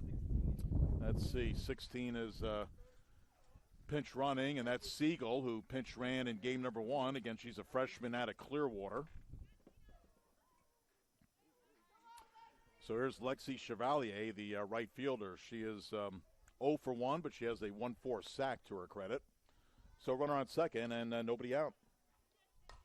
This one is sliced to right, and it's going to be caught. Nice play by Lewin. As so Lewin made the play. Again, or not Lewin. French made the play. Lewin's playing right. So French made the play. So that's the second baseman. All right, here's Emily Jansen, the first baseman. Emily is 0 for 2. She is struck out, and she is lined out to Campbell at third. The changeup, a beauty, in for a called strike by Velazquez, and it's strike one on Jansen. Again, Jansen out of Lutz, Florida, not far from the Tampa area. There's a pop-up right center field, and Lewin will make the play. So Lewin, a couple of interesting plays. One to her left, that one was to the right, and both of them were out on the outfield grass. So she has 2 putouts in a row. Also caught a line drive earlier in the game, so she has 3 putouts defensively. And that'll bring up Avery Perkins, the designated player. Perkins has singled and also reached on the fielder's choice. That actually ended the inning, though. And the pitch in for a called strike. So you know what? Perkins is she is batting 1,000 for the year. She's 1 for 1. You can only go down from there. You can't go up. Enjoy it while you can. And the 0-1 by Tina is outside. So 1 ball, 1 strike count on Avery Perkins. So the sun not quite setting, but it has kind of settled behind the clouds for now, and kind of a hazy look above the ballpark. The pitch is a ground ball at the second. That one gets by Lewin. Base hit in the right. Here comes another run. She'll score.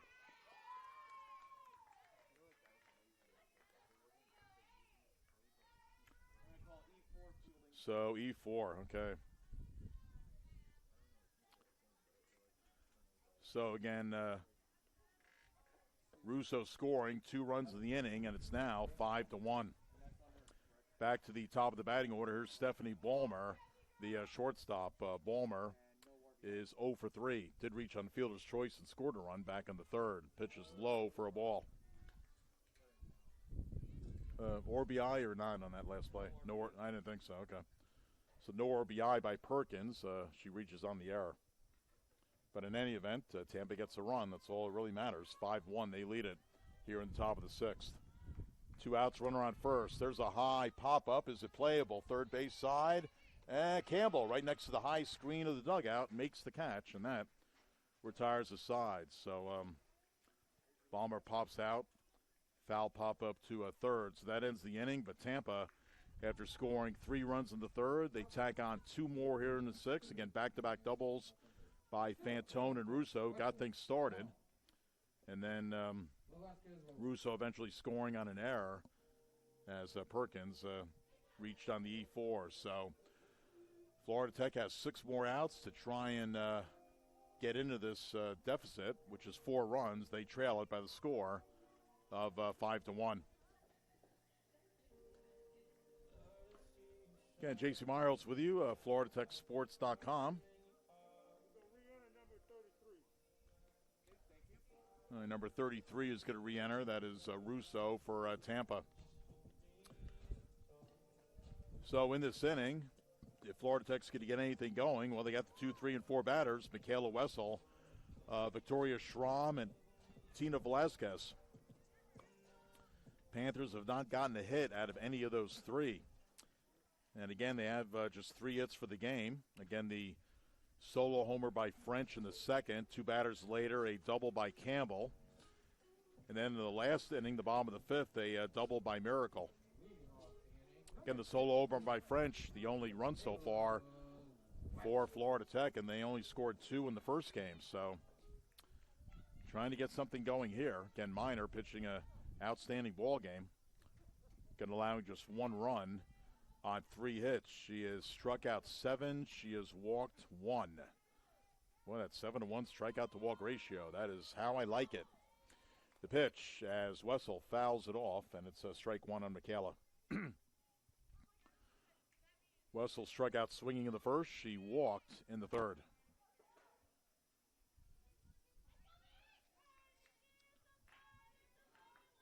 And again, the Panthers coming into today as a team actually batting .354, but they have been pretty much shut down by the Tampa pitching staff, not only today, but in the 2-0 loss the other night. Panthers did out-hit Tampa, but they only had 4 hits. But again, Tampa's got quality pitching. Again, be interesting to see with this staff, with Minor, Galehouse being the 1-2 combo for Tampa, how they do in the long run. Again, Cox, Henriot, and Morrow, three of the really good pitchers to come through this program the last 8 years or so as the ball's fouled off and out of play. Again, Kayla Cox had 11 no-hitters in her college career with the Spartans. I can't imagine how many no-hitters she might have had in high school, probably a lot. She also had 2 perfect games. I'll tell you, she was something to watch. She's been gone for about 7 years. Ball fouled off and out of play. Now, Willie Stargell once said of Tom Seaver that trying to hit Tom Seaver was trying to drink coffee with a fork. Probably a lot of the Sunshine State Conference hitters felt that way about Cox because she did not allow a lot. You had Julia Morrow, another really good one, and then you had Deanna Henriot. The 1-2 pitch just a bit outside, and it's a 2-2. Again, my feeling is with softball, I mean, if you have 2 quality pitchers who are going to keep you in every game, if you can just get enough runs, I mean, you might not lose a game. And you're certainly not going to lose a lot of them. Tampa appears to have the hitting to go along with their solid pitching. And this one is a check swing and a foul by Wessel. Count remains at 2 balls and 2 strikes. And again, Leslie Canner, she has done a wonderful job with this program in her 27th year. Again, she has 678 wins and 458 losses. 220 games above 500. That is quite a career as a head coach. The 2-2 pitch is sliced but foul and goes over the head of Val Silvestrini. And the count remains 2-2 on Wessel. I'll tell you, Wessel's had a couple long at-bats today. She is a battler out of Virginia Beach. Panther bench trying to encourage Wessel on. Wind blowing out toward the left field line currently about 10 miles per hour. The pitch is fouled off again. I don't know if Jerry Durney knows this, but recently Luis Guillorme of the Mets had a 22 pitch at bat in spring training. I did. Oh, you did? I figured Jerry would be on top of that. And he ended up walking. I knew that. Yeah. That story was in the Florida Today. I still remember reading that. I don't know if Wessel's going to get up to 22. Yeah, swung on a foul ball. Wessel might get about halfway there. So, what a bat. And I don't know if there was any Met, I probably wouldn't have guessed it would be Luis Guillorme, but 22 pitch at bat. That'll wear out a pitcher. And let's see, Wessel is going to talk to Val Silvestrini. Not quite sure what this is about. Maybe a little strategical conference, but you're probably going to be just swinging away at 2-2.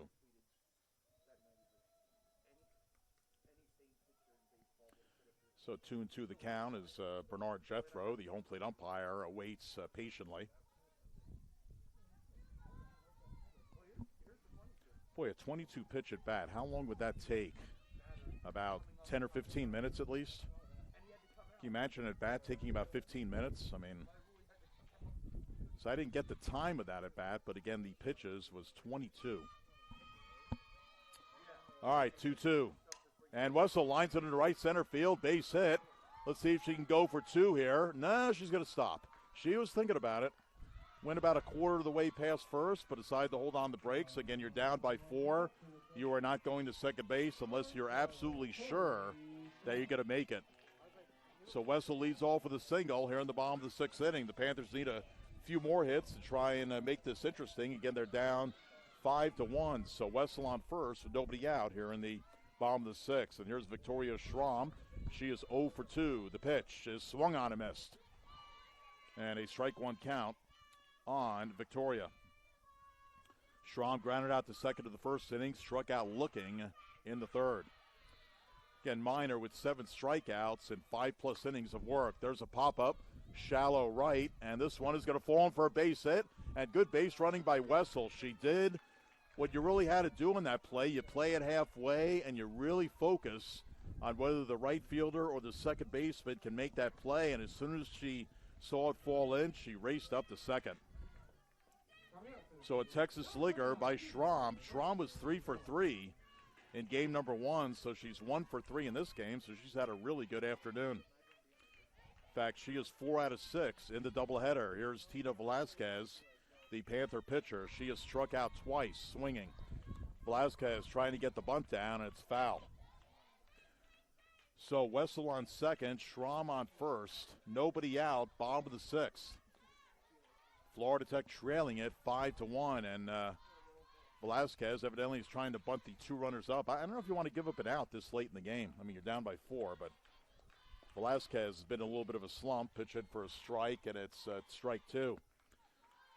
Well, now Tina's going to have to regain that magic from last year when she batted .385. Minor in for the signs from Farrell. And fouled off as Velazquez fought off a rise ball and stays alive at 2 strikes. Chloe French is on deck. So good speed on the base paths, and Wessel at second, Schramm at first. If Velazquez can drive a ball, maybe with the 2 runners can score. That would make it 5-3 if it happens. The pitch is outside. Good eye by Tina. It's a 1-ball, 2-strike count. And Velazquez out of Cedra, Puerto Rico. Graduate student. Transfer from Dana State.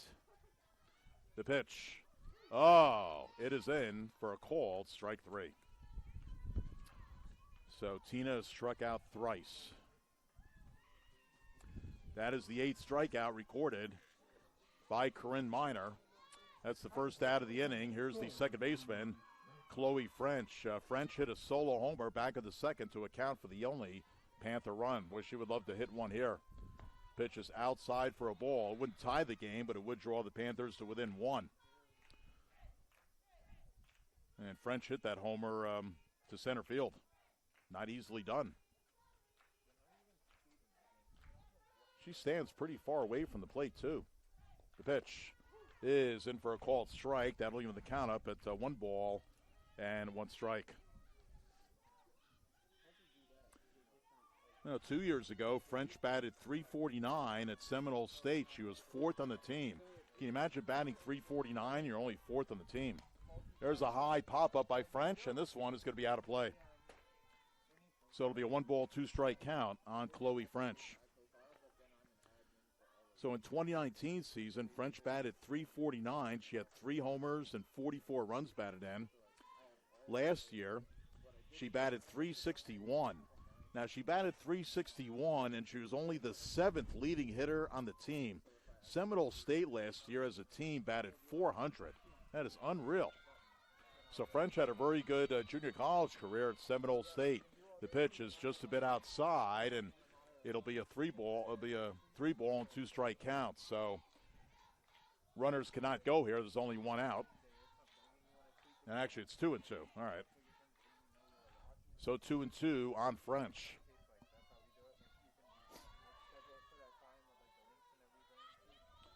And the 2-2 is outside, and it's now 3-2. So now 3 balls, 2 strikes, and 1 out. So again, French, 2 years ago, batted .349. Last year, batted .361.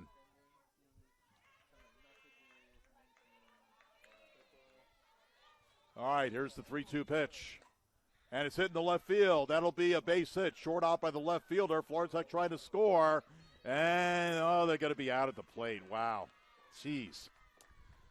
The Panther base running has not been great today. So that's the second runner they have had thrown out at the plate, and that goes 7-2. So French will get a single, and Wessel will be out at the plate 7-2. Val Silvestrini having a diplomatic discussion with Bernard Jethro. I don't know, maybe blocking the plate. I don't know.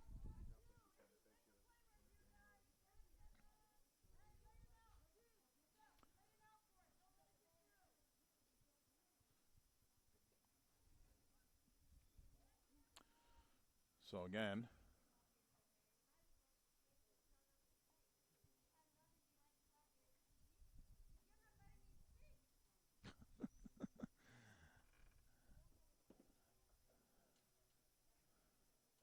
And Val Silvestrini is getting her opinion in, and she has the right to do that.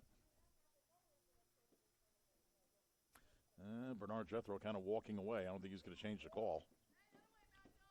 Charles Smith comes in. He's the base umpire to listen, but I don't think he can overturn the call either. So, anyway, Wessel is out at the plate 7-2. French does get credit for a single. She is on first. And Schramm is at second. So the Panthers have runners on first and second with 2 outs. And let's see, I think we're going to have a pinch runner at second as Val is pointing out that way. So Michaela Lewin is going to come up to the plate. 5? 5 for 12. Hornsby, the sophomore from Alachua. Oh, there she is. I was wondering where she was. So she pinch ran in game number 1. She actually scored a run. Hopefully that's a good omen for Florida Tech here. 2 outs, runners first and second. Lewin is 0 for 2, a ground out to short, and a deep fly to center. She takes a pitch in for a called strike outside corner, and it's strike 1 on Lewin. So Lewin hopes to make Lower Hutt, New Zealand very happy here if she can get a big hit. They're all cheering for her there. Pitch in for a called ball, and it's 1-1. Not sure what time it is in New Zealand right now. Probably in the morning, maybe. I'll tell you, New Zealand is about as far away from the United States as I think you can get. Even farther away than, say, Australia. That one is ripped foul. Oh, that hit one of the Panther players. Okay, hopefully that player's okay. Maybe she won't stand there anymore. That could be a target zone. I'll tell you really have to severely hook that to hit it where Lewin hit it. I mean, that really should be a safe spot, but somehow Lewin found her teammate, but I guess she's okay. We're happy about that. The 1-2 pitch, just a bit outside, and it's 2-2. So the Panthers need a big hit here. I mean, a hit here, an extra base hit to make it 5-3 would make this game a little more compelling. 2 balls, 2 strikes. The pitch by Minor is lined to right, but it's going to be caught by the right fielder, Chevalier, and that retires the side. So the Panthers threatened, but they do not score. They had 3 hits in the inning, but no runs. So we have played 6 innings. It is Tampa 5 and Florida Tech 1. So we're going to take a break and be back. This is Florida Tech softball at FloridaTechSports.com.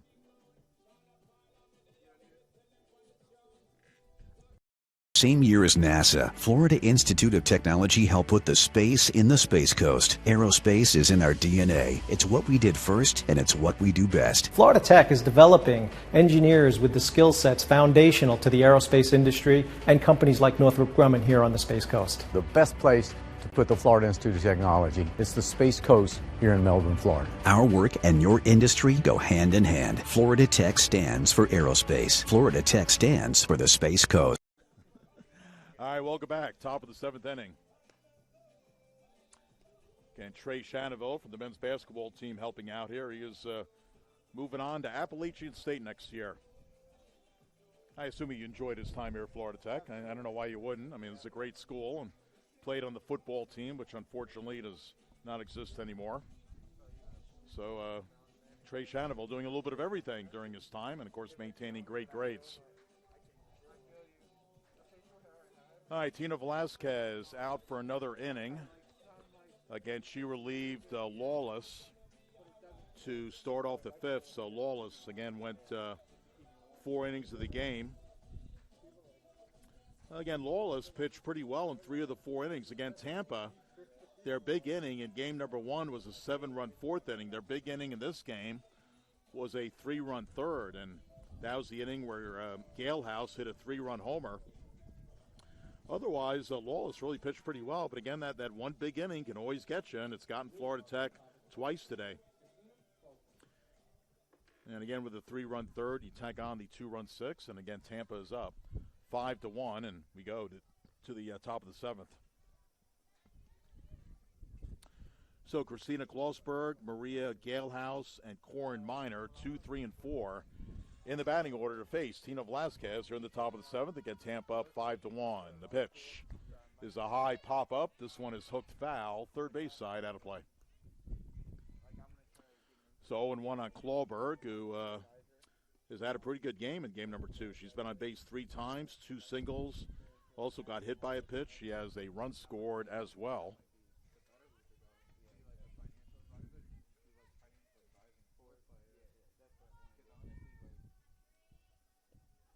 And the pitch is in for a ball. So Klauberg went 2 for 4 with 2 runs scored in game number 1. She was only 0 for 1 in the game the other night, the 2-0 win by Tampa over in Tampa.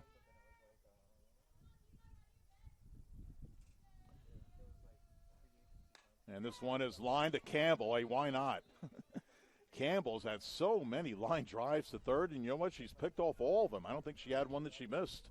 There was one that landed in her glove, popped out, but then she caught it. That is the third L5 that I have in my scorebook. L5 meaning a line drive to third. So, again, the hot corner has been hot today for Campbell, but she has passed the test. Here's Gale House. And that ball in the dirt, ball 1. Well, again, Gale House, one of the big hits in this game, really the biggest hit, a 3-run homer in the third inning. 1 for 3. She also had a deep fly to center field that was caught by Nelson. And the sun is still shining bright, being kind of an annoyance. Pitch inside for a ball. That'll run the count to 2-0 on Gale House. But I tell you, that sun right now is at like the worst part that it can be. As I'm trying to see. Kind of like when you're driving and the sun is setting. It's like, I got to see. I can't drive. There's a high pop-up down the left field line. Can anybody get to it? No, it's not high enough in the air. It falls foul. You had Campbell, you had Wessel, and you had Ellis, all chasing after that one. So it's 2 balls and 1 strike on Gale House with Corinne Miner in the on-deck circle. And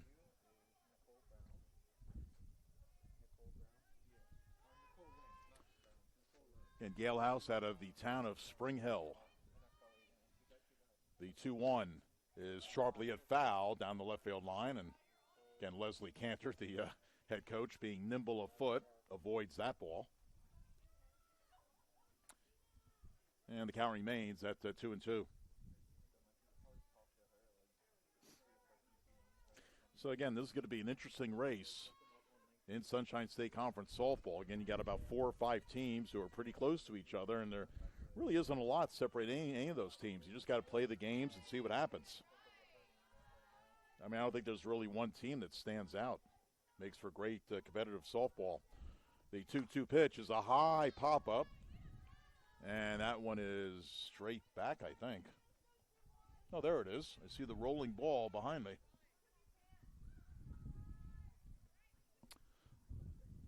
Boy, looking back toward the ocean, we've got some very interesting clouds, kind of the dark variety, so hopefully there's no storm coming in. I don't think we're expecting any rain today, but in Florida, you never know. We do live on a peninsula. All right, 2 balls, 2 strikes. Velazquez checks her sleeve. And the 2-2 is swung on and missed. Ball gets by the catcher, Miracle, but she throws it to first in time. That was not an easy play on the throw. You got to get rid of it pretty quickly with 60 feet between the bases, but you don't want to hit the runner, and Miracle actually placed that in the perfect spot.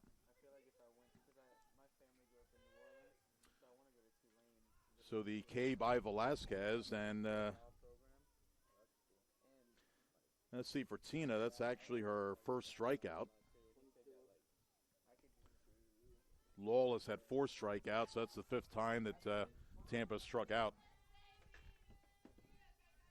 All right, 2 outs, nobody on here at the top of the 7th.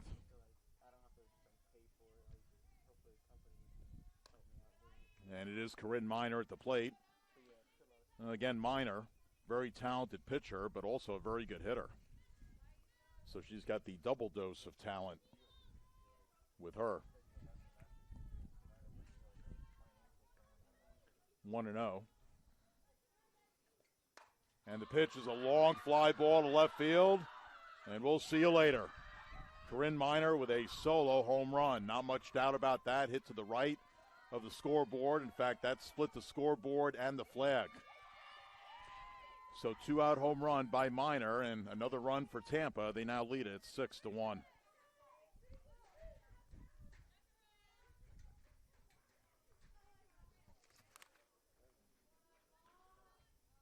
So for Minor, that's her first home run of the year.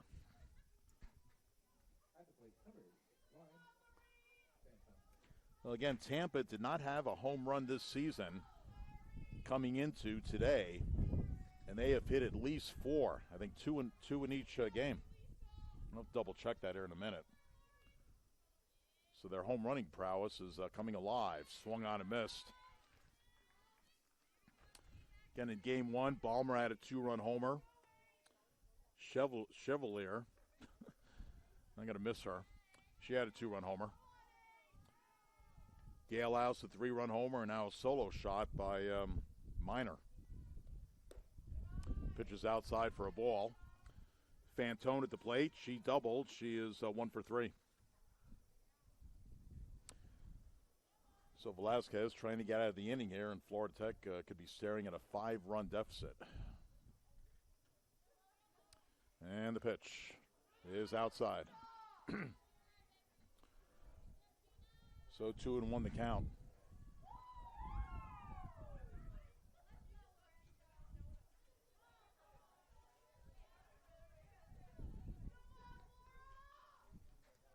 So 2-1. And the pitch misses. You know, not that Florida Tech should take anything for granted. I mean, if you want some good news, again, the Panthers are going to go down to Barry and then play 2 here against Barry next weekend. You know, Barry is 0-6 in conference, 1-7 overall, but I'm sure that Sean Cotter's going to have something up his sleeve, the former assistant to Val Silvestrini. Ball's fouled off and out of play. Well, again, there are never any certainties in life. I mean, I don't think most people had Oral Roberts beating Ohio State yesterday, except the Oral Roberts people. They probably had the whole state of Oklahoma rooting for them, but that was a little bit of a surprise. So you never know, but you know, hopefully Florida Tech can get well against Barry, and that hurts a little bit because we all like Sean. He's trying to rebuild that Barry program, and the pitch is high for a ball inside, and it's now 3-2. Or actually, I guess it hit her, ball 4.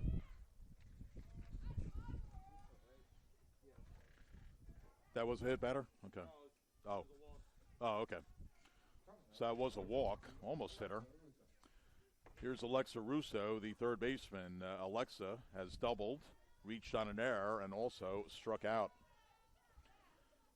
So Velazquez trying to get that 3rd out recorded, and Florida Tech will have one more chance in the 7th, down right now by 5. Swung on and missed by Russo.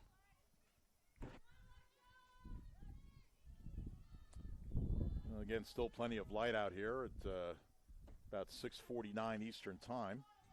That's what happens. You turn the clocks ahead an hour like we did, what was it, last weekend or 2 weeks ago, and get more of the sunlight. Pitch in for a called strike. So it's a 2-strike count on Alexa Russo.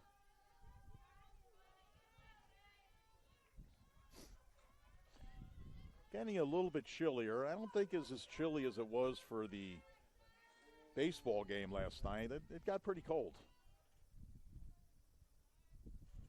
And the 2-strike pitch is swung on and missed, so Velazquez comes back with a strikeout of Russo to end the inning. But a solo homer by Minor gives Tampa another run. That was the 2nd strikeout by Velazquez. So 1 run in the inning on 1 hit. So we go to the bottom of the 7th inning. Last shot for Florida Tech. They trail it by the score of 6-1. So we'll keep it out here. See if the Panthers can make this interesting in the bottom half of the 7th inning.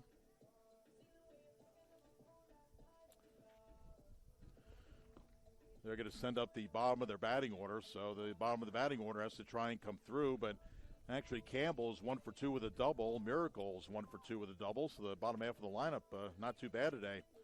So Campbell, Miracle, and Ellis, bottom half of the order to face Minor, who's trying to get the complete game, as Galehouse did in game number 1 for the Spartans.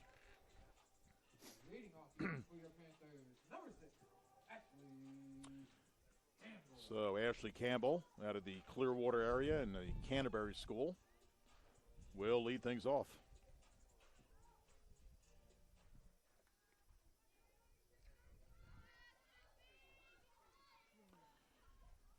So Minor trying to nail this one down. And there's a fly ball, center field. Looks like an easy play, and it is for the center fielder, Galehouse, and she makes the catch, 1 away.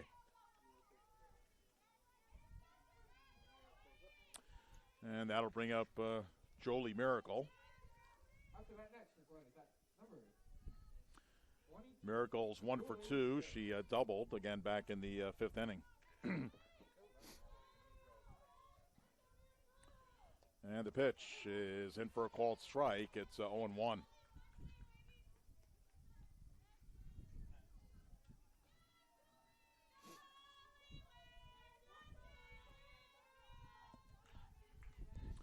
And the pitch is fouled off and out of play. So unless Florida Tech can put together a dramatic rally here, the Val Silvestrini watch will continue as far as tying Nancy Botke for the all-time #1 coaching win total, which currently stands at 315. She's behind the 316 by Nancy Botke. So she could either tie that or surpass that on Wednesday when the Panthers go down to Miami Shores to play Barry. So again, it's not if she's going to accomplish it. It's just a matter of when. We were really hoping it was going to be today. It would have been great doing it at home as the Rollers hit the first, and that's a foul ball. Very close, but foul. And it's a 1-ball, 2-strike count. Well, again, Val's done a wonderful job in building this program. Again, 4 losing seasons in the first 5 of her career, and since then, all winning seasons, 6 in a row. Hoping to make it 7 this year. The pitch misses, and it's 2-2 on Miracle.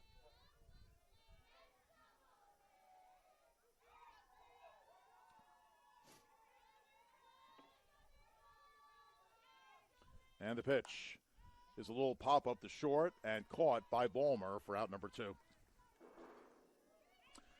So the Panthers down to their final out of this one. It's Whitney Ellis, the left fielder. She has struck out twice, swinging.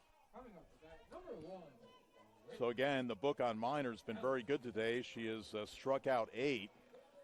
She has walked 1. Again, she's allowed just 1 run on, let's see, looks like 6 hits. And there's a pop-up. This could end it. Second baseman back for it, makes the catch. That is Christina Klauberg, and that is the ball game. And Tampa has come into Nancy Botke Field here in Melbourne. They have swept a doubleheader by scores of 9-2 and 6-1 after winning 2-0 a couple nights ago. So they sweep the doubleheader. They sweep the 3-game series. So Florida Tech will just have to try and bounce back on the road at Barry and then host Barry next weekend. So 4 consecutive games against the Buccaneers, and Florida Tech will try and get well against Barry.